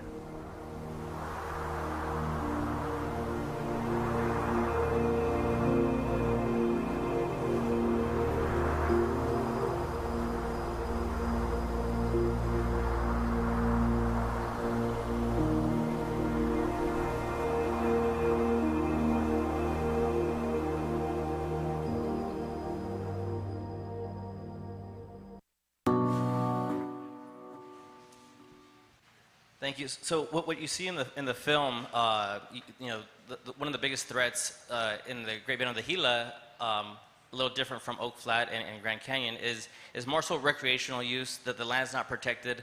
A lot of people don't know what's out there. Specifically, there's some of the most dense collections of petroglyphs in that area. And as you saw, unfortunately, people use it for target practice. They leave their shells there. They go off-roading, and they're driving through countless villages. With all these efforts, it's really important, right, that they're indigenous-led, they're led by the tribal communities that call these places home. And so one of the ways that shows up in the campaign for the Great Bend of the Gila is they've asked that we don't advocate to protect this land solely because of the petroglyphs and the sacred sites that are there, but to advocate that this land deserves protection because it is sacred land, because land is sacred, right?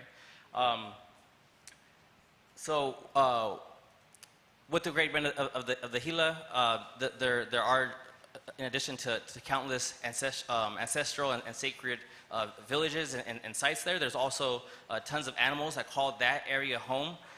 There's countless numbers of butterfly species that you can only be found there, right? So in addition to the history, there's also the impact to the wildlife, like other areas. And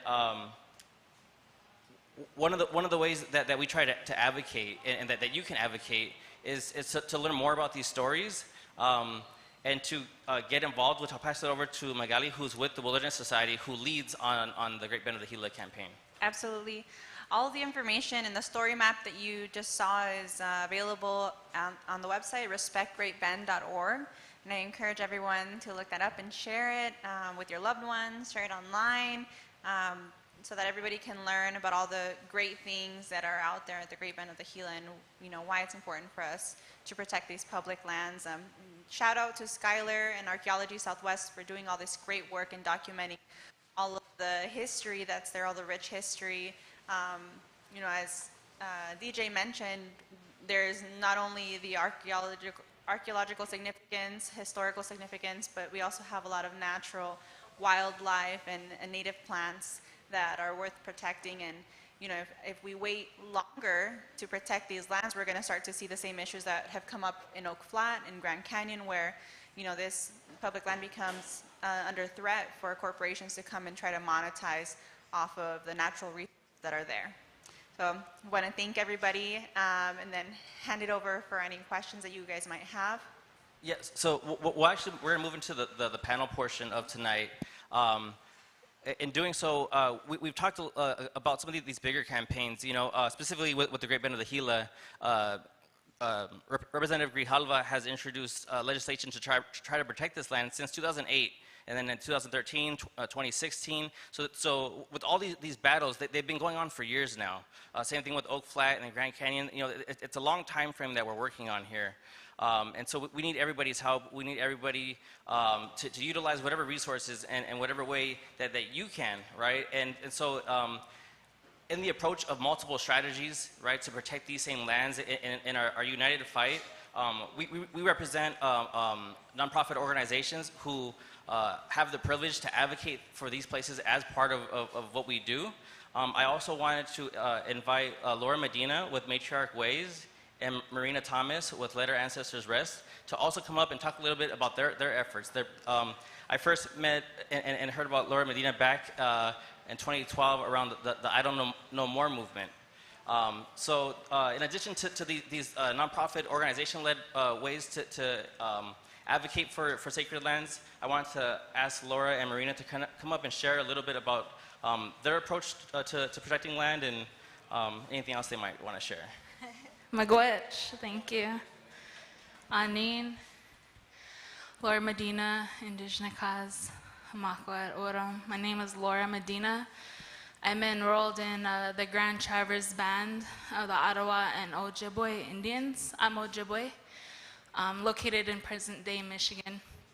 I've been displaced Indigenous person. I've been a product of several colonial attempts to wipe out my lineage. The most recent would have been the foster care, which is why ICWA, the Indian Child Welfare Act, is in existence. My mom was a product of the 60s scoop, where they would scoop up children that they deemed as dysfunctional, right? And we lived with our extended families, including cousins, aunties, uncles, right? Which they classified as dysfunctional. So been displaced, grew up and was raised on Yavapai Apache territory, as well as O'odham territory in the Verde Valley of Fort McDowell. And since school, I went to ASU and been living on O'odham territory since. It's been a blessing. My main focus as a mother, I do see it as a responsibility of mine to continue on the lineage of that my ancestors have fought for. And with that is why I focus on the works of Indigenous resistance and decolonization and resurgence. And it has been a huge blessing to work alongside Chispa, DJ. It's great seeing your kids and your family grow over the years. It's been great to work with Marina, my sister, as well as our friends in the back hopefully eat their delicious food. So, miigwech, and I'll give it to Marina. Hi, everybody. The light is like really hard to deal with, so I grew up on the Salt River, Pima, Maricopa Indian community in the reservation over there. I feel like the ending, like the credits in the movie theater. You see the credits afterwards, and then there's like this part that pops up, and everybody's like, "Wait, do we stay here or do we leave?" That's what I kind of feel like I know. But yes, you guys seen the video, and you guys seen what was going on with Skunk Camp, and I would have to say that all of these lands are just as great at threat and at risk, just as Oak Flat is. I like right here in Phoenix, we're living in the cancer of like all of this stuff. So, like, while these, like, it's kind of sad that when we think about sacred lands, we think about these, like, nature places that are, like, outside the boundaries of with what we live, but, like, there was a land acknowledgement earlier, and, yeah, my ancestors are beneath our feet, and that soil is in my blood, and it has been for generations, so it's really hard to just come to these things and talk, because Laura and I, we're mothers, and I have to say that, like, this struggle that we deal with as Indigenous mothers, like, really, like, taking the time to understand colonization and what it did to our people and how it affected our lands, like, it's a painful, painful reality to look at, and you can only exert yourself so much without support. If you looked at me out on the street, like, I'm not sure how many people would say, like, oh, she's Indigenous. I've had a lot of that, like, thrown in my face, and you know, I'm also a female, and I am educated, but I don't really like to talk in those kinds of, like, really pretty outlined ways. I just speak from my heart, and I speak from experience. And all I have to say is that I've been doing a campaign for the last couple of years and listening. This resulted from me listening to the people who are suffering. Like, there's our Indigenous brothers and sisters at the bus stop who have been a better ear and have had better things to say to me than when, like, no offense, but like when I show up to these things. And I'm sorry, it's like, I need to speak my truth, because over the last few months, I would have to say, like, a handful of us mothers and sisters and aunties and daughters and granddaughters and nieces, we're fighting for these things. And when we speak like this, we're speaking Mother Earth. I didn't come here I didn't know that there was going to be a film until a couple days ago when I saw the flyer, you know. So, like, this is us speaking Mother Earth. And we've sat with each other and we've cried and we've said, like, what are we going to do? And we've had people, like, call us bums or make these sort of judgments because of the way that we choose to live.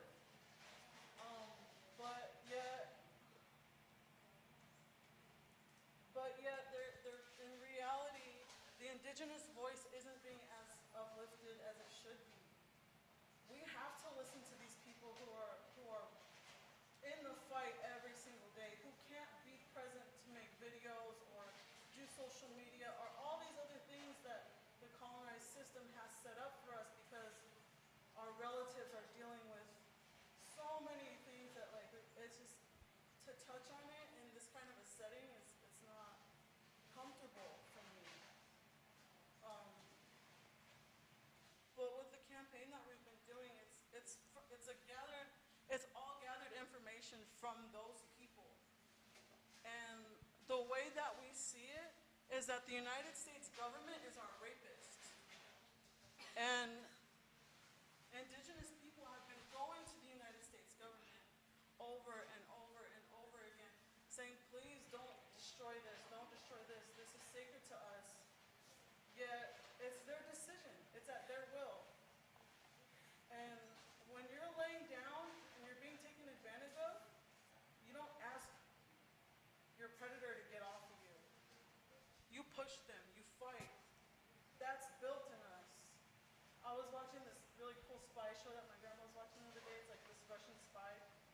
like she says this thing, I was like, oh, I like that, I gotta share that. But it was like, the most dangerous creature in nature is a mother protecting her child. We're not here to put on a show, we're not here to like say all these pretty things, we're not here to say, like, we're not here to say, well, at least I'm not here to say that, like, we just have to just call and, like, raise everybody's voices. Like, we need real life support and real actual listening and coming out to the communities and acknowledging how by participating in this colonized system, we're still destroying our indigenous brothers and sisters who are holding on to this really, really special knowledge. And when I received this knowledge through my elders or like just through nature, through the kids, through anybody, there's been a lot of really like beautiful moments where messages come through and people and the beauty of and the sacredness of everything that's around us. Everything that we touch and breathe and see and experience in this lifetime comes from Mother Earth. And so we can't just say it's just a religious freedom, but it's our way of life is our quote-unquote religion. When you wake up in the morning, you get up before that sun comes up, and you pray to that sun. And there's ways to do that when you're living in different areas of the planet, of Mother Earth. Has anybody seen Avatar, The Ways of Water? Can I get like a hand, like if you guys have seen that movie? Oh my gosh, okay, everybody needs to watch that, everybody. Because when they show up and they're like, we want to be here where like, what do they call it? Sanctuary. He says to them, and it's in front of them and it kind of hurts, but he says, be nice to them so they don't feel the shame of being useless. And like when we're in our own territory and we have so many outside organizations who are saying, this is the way to do it, this is the way to go, this and that. There's all these indigenous people sitting in the back going, I wish, you know? And so I don't come here, I come here with an open heart because I don't want to be angry. Indigenous people don't want to be angry. Indigenous people have a way, all people, we have indigenous roots. But that's why when we feel anger, we want to run, we want to fight, we want to scream, we want to do things. And when you're looking at colonization every single day in the face and seeing how it's affecting you and your children, and you're reading these news articles, and it's just so blatantly in your face, you can't escape it. Even when you go to your sacred sites, you get so angry. And so this is just my anger coming out, because this is a way when I communicate with people who are taking time to give an ear. I think that this is the way that we can create change when we're all together.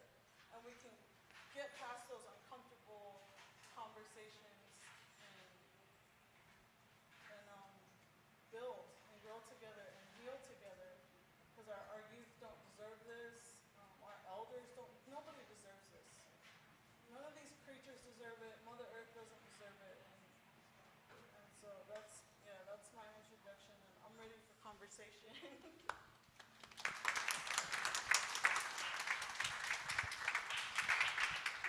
Thank you, Laura and Marina.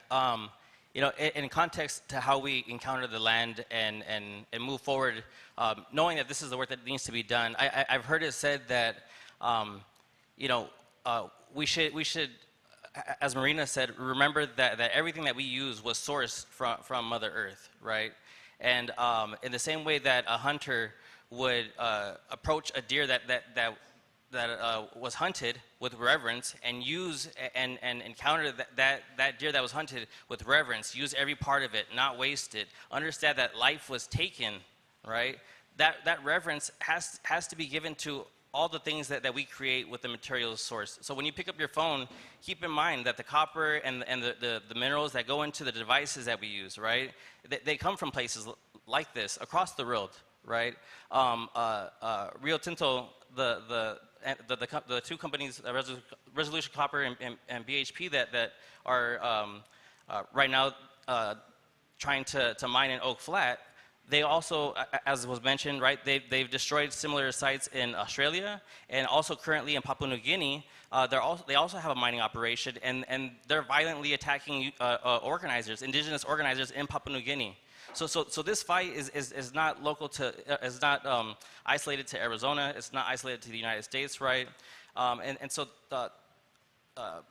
as we encourage you all to take the action of signing these petitions, keep in mind that this is the tip of the iceberg. And I hope that folks leave here tonight knowing that they have some easy things that you can do. Signing these petitions, those are super easy. Sharing them, telling these stories to the people in your life, you know, helping them to understand why this is important to them, to the generations that will come after them, right? In addition to that, the harder things, you know, how we encounter all the things that we use in society, how we encounter our neighbors, right? Keeping in mind the communities that have been displaced because of mining efforts, right? With that, I also want to wrap up here and invite Henry and Carletta, if they're still here. Are they still here? Henry? Carletta had to leave. So just wanted to open the floor for questions regarding Oak Flat, Grand Canyon, and the Great Bend of the Gila. As well as any questions you might have for Laura or Marina. Yeah. Any questions? How would you tell a guy in San Carlos that don't have a job that the mine is no good for him? So the question was, how would you tell somebody in San Carlos that doesn't have a job that the mine is no good for them? You want to pass it to him? Oh, no, that's a good question, because that's something we talk about quite often in our communities, right? And it's important to frame economy. I think we often think economy creates a reality or a world, right? But it doesn't. You know, it should be society creates the jobs and what is important to us. So right now, colonization has their priorities all mixed up, right? Like the economy depends on maximum growth. It's unsustainable at its core. Like that needs to change these principles that we see. And when we talk about economy, that's one of the biggest fears for a lot of our communities, right? It's a job to bring in money. But then when we look at jobs, and it brings also in a lot of problems. We're away from our kids. We're away from the natural world. We're away from duties that can actually matter and make a good transformation, right? And if we look at our principles and our values as a community and start changing those things, that's what we need. Because then that will define what type of jobs will actually be important to us as people, right? If we valued less of individualism, which is a principle and a value in colonized society right now, right?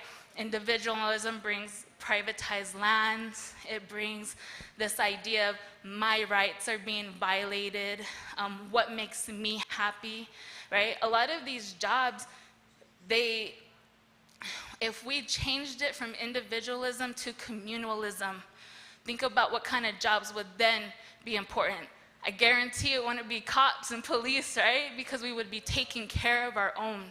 That's what a communal society is everyone has the responsibility to make sure our kids, our elders, and our most vulnerable are taken care of. Imagine a world with that value upheld in society.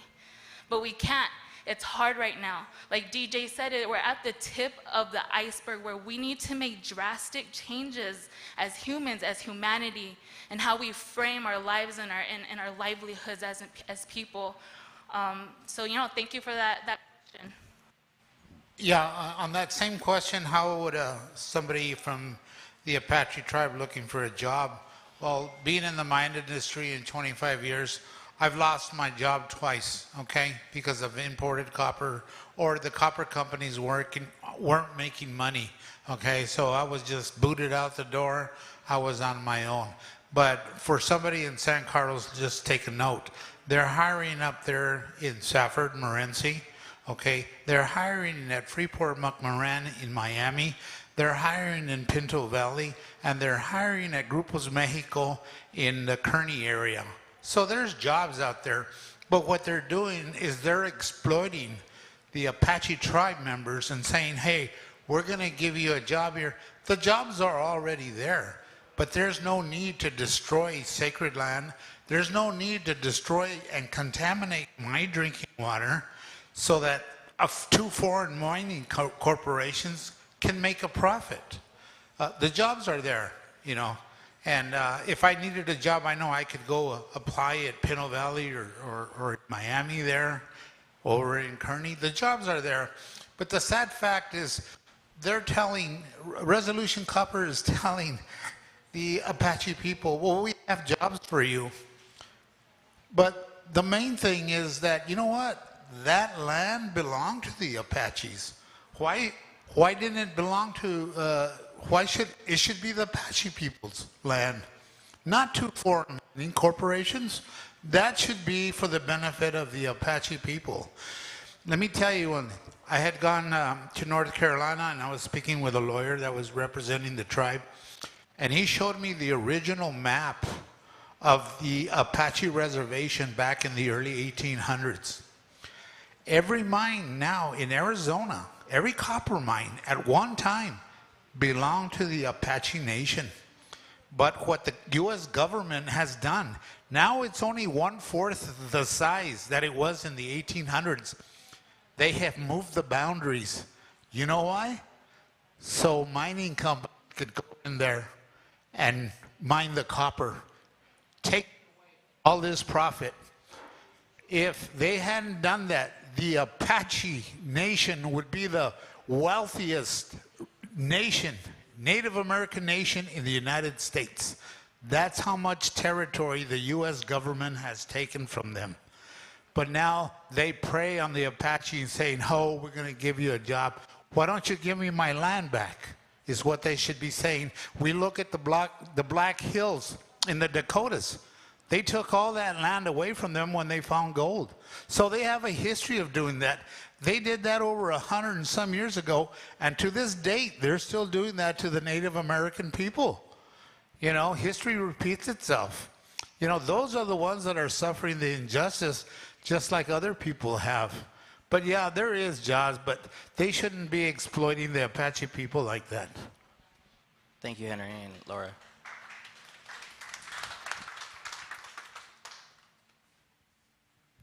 Thank you. My question is, where are we in all of this? Like, we're getting petitions for Oak Flat and the Grand Canyon, but kind of like, what is the timeline? Where are we? Just to get an idea of like, how much time we have. Yeah, that's something I would like to know.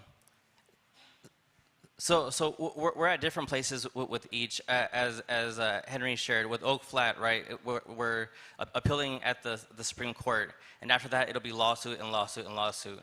With the Great Bend of the Gila and the Grand Canyon area, the campaigns are focusing on asking for. So we approached initially, for example, with the Great Bend of the Gila with two options. One, to have it designated as a national conservation area, and the other would to have it designated as a national monument. And we can do that either through Congress, or the president can do an executive order. And so right now with the Grand Canyon, there was a public meeting, as Carletta was sharing, on Tuesday, and several of the organizations here, we went up in support of the tribes for that public meeting, asking the U.S. Forest Service and the Bureau of Land Management to support the tribes in trying to get the area that they're looking to get designated as a national monument. As far as where we're looking, I mean, I don't know that we have a clear timeline. I think I would say I feel optimistic with the Grand Canyon. I'll pass it over to Sandy to see if Sandy actually has any additional. I also know there's something strategically where sometimes, you know, we don't want to share too much or speculate. speculating can lead some people to run with that as if it's true. So I'll pass it off to Sandy. Yeah, on Grand Canyon, where we're at is we think that the president is likely to establish the national monument later this year, if everything stays on track. But we need to keep the momentum going with it because there's pushback from people who think the land is theirs because they've been there since 1820, and not recognizing that the people who are advocating for this go back way further than that. So I think with good momentum, we could expect something later this year for Grand Canyon. On Oak Flat, it is, we're litigating, Apache Stronghold is litigating. I don't know if it was clear, but the Biden administration did withdraw the final decision on that environmental impact statement. They have not reissued it. And a few months ago, we heard they were going to.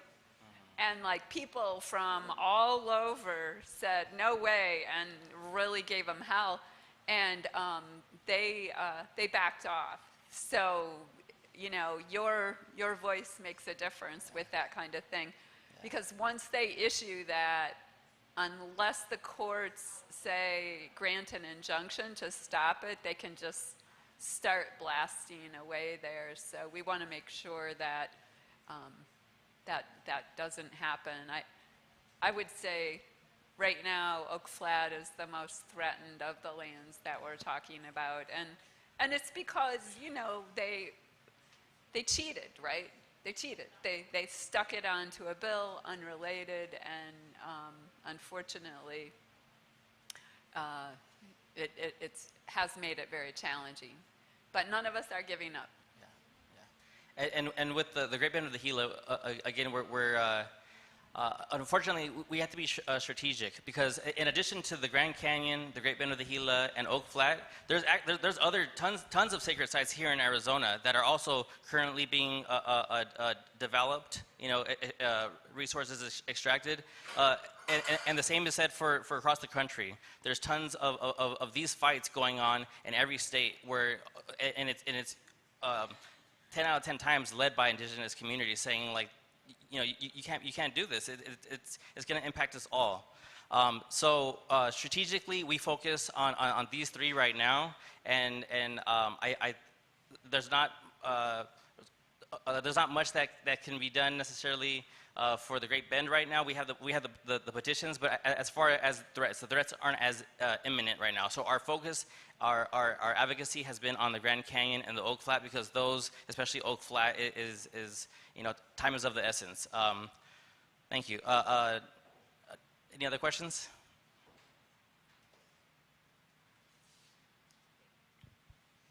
Questions? Thoughts? I did want to share for Great Bend of the Gila, right now as we're pushing efforts for Grand Canyon, we do want to establish that strong foundation, which is why I'm here, to kind of just let everyone know this is an initiative that we're going to be taking on, and just raising awareness and setting that foundation so that when we are ready to make that big push to ask for that designation, we have the community support. Because what's going to happen is the administration is going to come and ask the community, who here wants to protect Great Bend of the Gila? And if nobody's raising their hand, nobody's showing up for these meetings, then they're going to say, what's the point? If they don't see, as we know, everything is like political value for them. If they don't see that this is something that the public is demanding and requesting and lifting up those indigenous spaces and tribal communities that want this, then it's not going to happen. That's why we need everyone to kind of rally together. Remember to use your voice, because if you don't speak up, somebody else is going to speak for you, essentially. Yeah, and with the Great Bend of the Gila campaign, right now our goal is as Magali said, to educate the community. So specifically, we want to incorporate as much as possible the communities that would be most immediately affected. So that's the community of Gila Bend, which has a large migrant community there that works in the farmlands neighboring and in Gila Bend, as well as the San Lucy district of the Tohono O'odham nation, which is just west of Gila Bend. So those communities are right up against all the area that would be protected by the Great Bend of the Gila. As you saw in the video, I don't know if it was clear, but the elder, the Peepash elder, was saying that he didn't even know that all that was there. Those are his ancestors, and he didn't know all that was there. And that's strategic, right? That's what colonization does. It separates the people from the land and from each other.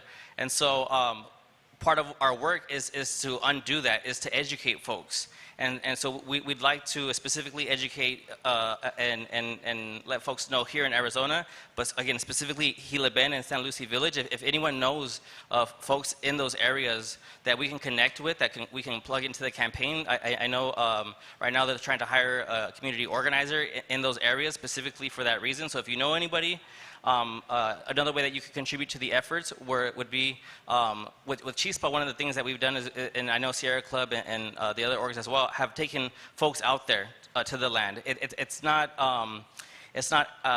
So there's one campground called the Painted Rock Campground. That's you could Google it and you can find it pretty easily. It has some infrastructure and it has some petroglyphs there. But the majority of the land that we're trying to protect, we want to keep it off the map. We don't want folks to see that there's all these petroglyphs and ancestral villages there, because that makes them a target for folks to go and steal these cultural resources, to deface them. So the only way that you can kind of get out to see some of those areas is by partnering with some of the folks trying to protect it. So if you're interested, you work with a group who you think would be interested in going out to any of these lands to see them firsthand, right? When you're in these spaces, you feel their sacredness. You see the beauty, and you understand on a different level why it's important to protect them. So that's one of the things that we try to do with these campaigns, is to take folks out to the land. I will do a shameless plug for Chispa. We're going out to the Grand Canyon September 8th, 9th, and 10th. We're taking our members. We have a membership table back there. So if you're interested in going out with us, it's a great opportunity to camp with community. We provide access and everything that you need. Try to bring our community out to something that's usually hard for us to get out to. Right? There's also Sierra Club and HECHO have tables out there. If we don't have any other questions, I'll do one last call for questions, but then we'll break for food provided by FTP Kitchen.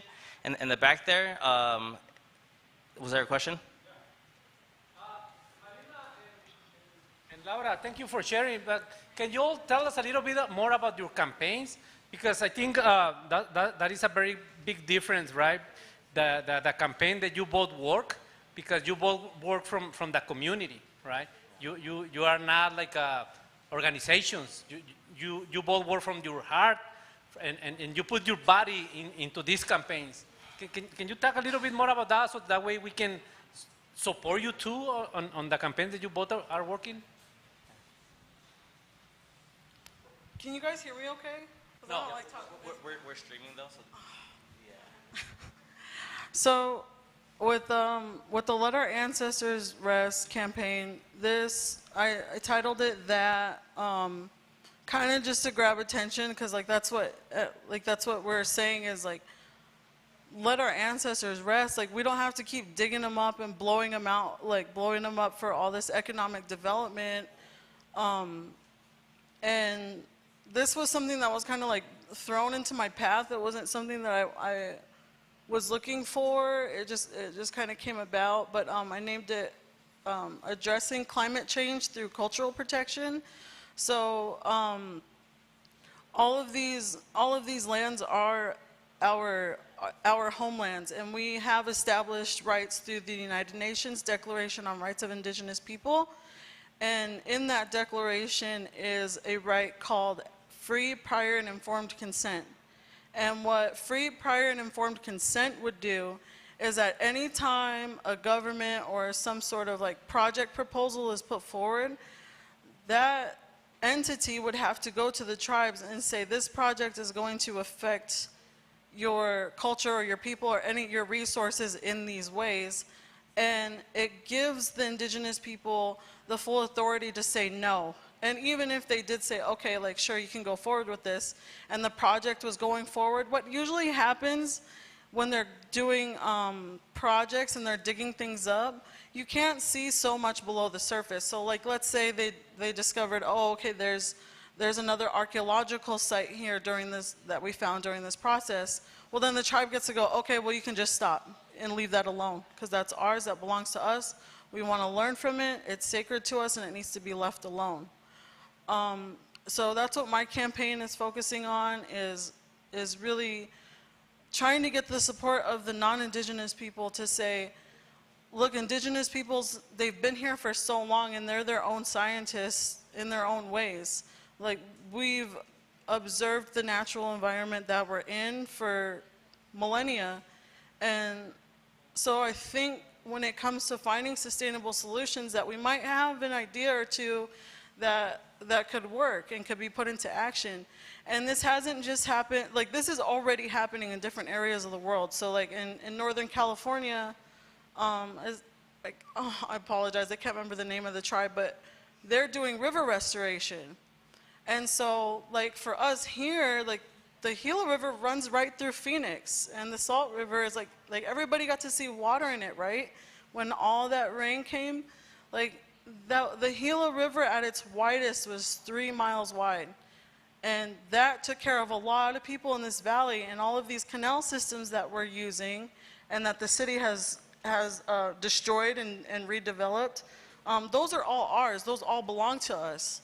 And so the tribe at any point can say, hey, actually, we want to revitalize this river.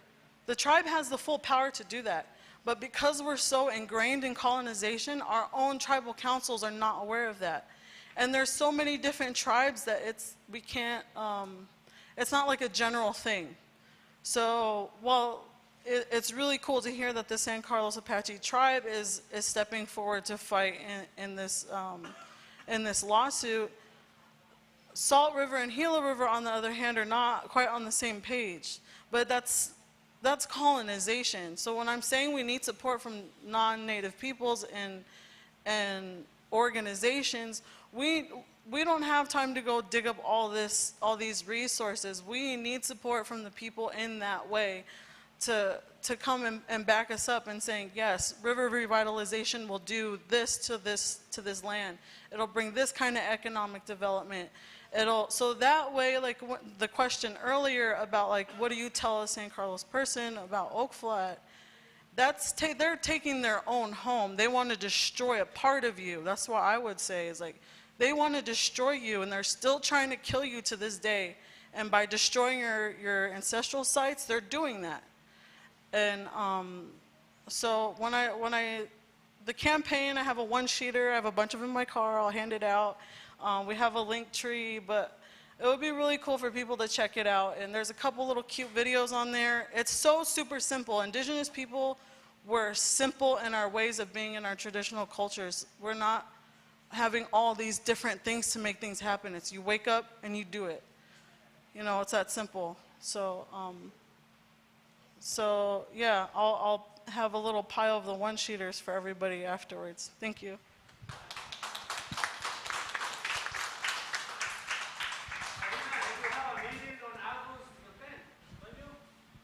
The 12th? The 8th, the 5th, August. Oh. I thought with you we said the 12th. The 10th. Okay, August 12th, 10th. Oh my goodness, we're gonna have an organizing meeting at Chispa, just to invite anybody who wants to find out more, in depth, like, okay, how do I get involved?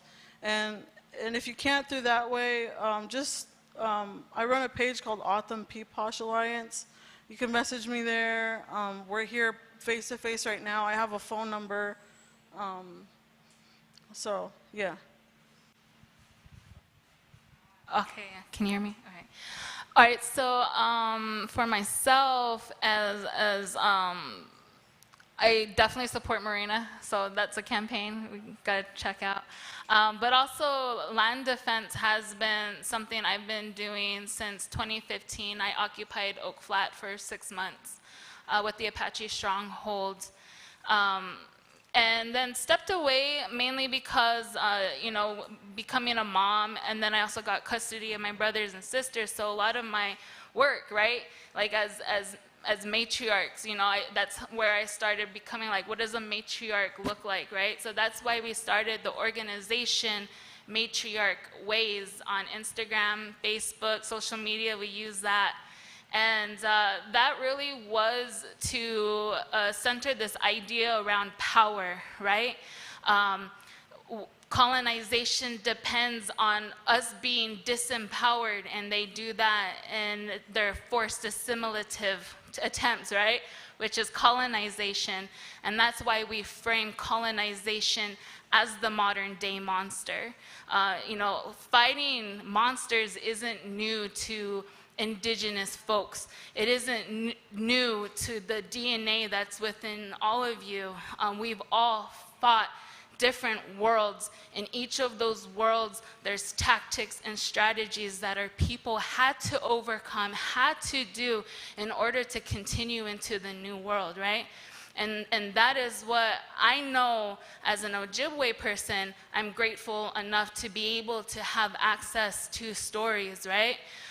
You know, a colonization attempt to disrupt our identity is a big part of why it's so easy for them to take land now. Because if we have our roots, we know where we come from, we know the land that birthed us, and we know that we are connected to that. There's no disconnection in all of it. We depend on Mama Earth, right? And now with this colonization, now we're talking about the frontier of space, right? But when does it end? We have to start really considering the power that we have within all of us, you know? And you all have access to that inherent knowledge that you carry around that's connected to your ancestors, you know? And then sometimes you may not question it. You know, that's what colonization does, you know, but you just pray on it, you meditate on it. And so we're really big on empowering who we are, right? Because a lot of these decisions colonization has in place that we participate were not laws that were created properly, with proper process. You know, these treaties that were created between indigenous folks and the colonial entity was made without matriarchs in the room.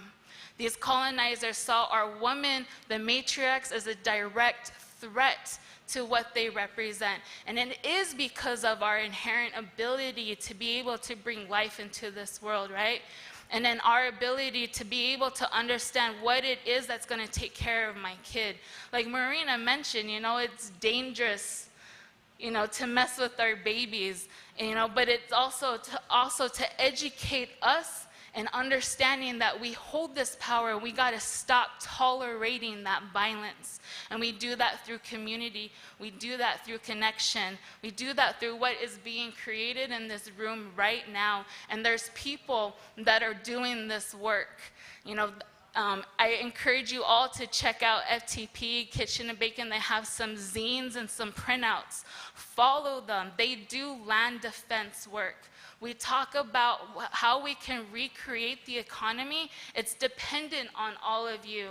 You know, those who are fortunate enough to be able to work and may have extra money at the end of their bills and, you know, their budgeting, if you're able to give to these land defenders who are doing their work, putting their bodies on the front line, that makes a huge difference in a lot of the work that allows us to continue. You know, so, you know, land defense is all of our responsibility. And so, you know, my campaign, hopefully y'all check it out. Check out Atham Peeposh Alliance. Check out Matriarch Ways. Please enjoy FTP Kitchen and Bacon, Kitchen and Bake Shop back there. Thank you.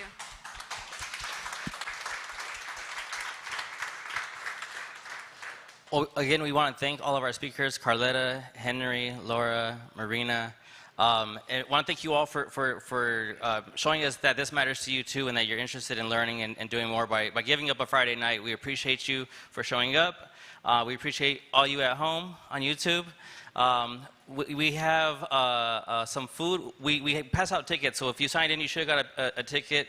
We bought food for the first 30 folks. So, and if you want more, I think they might have more available for sale. So, and they have some other products too back there too. So we'll turn the lights on. Feel free to hang around, build some of that community, talk to some of our people at the tables, and thank you again. Plaza Kamati.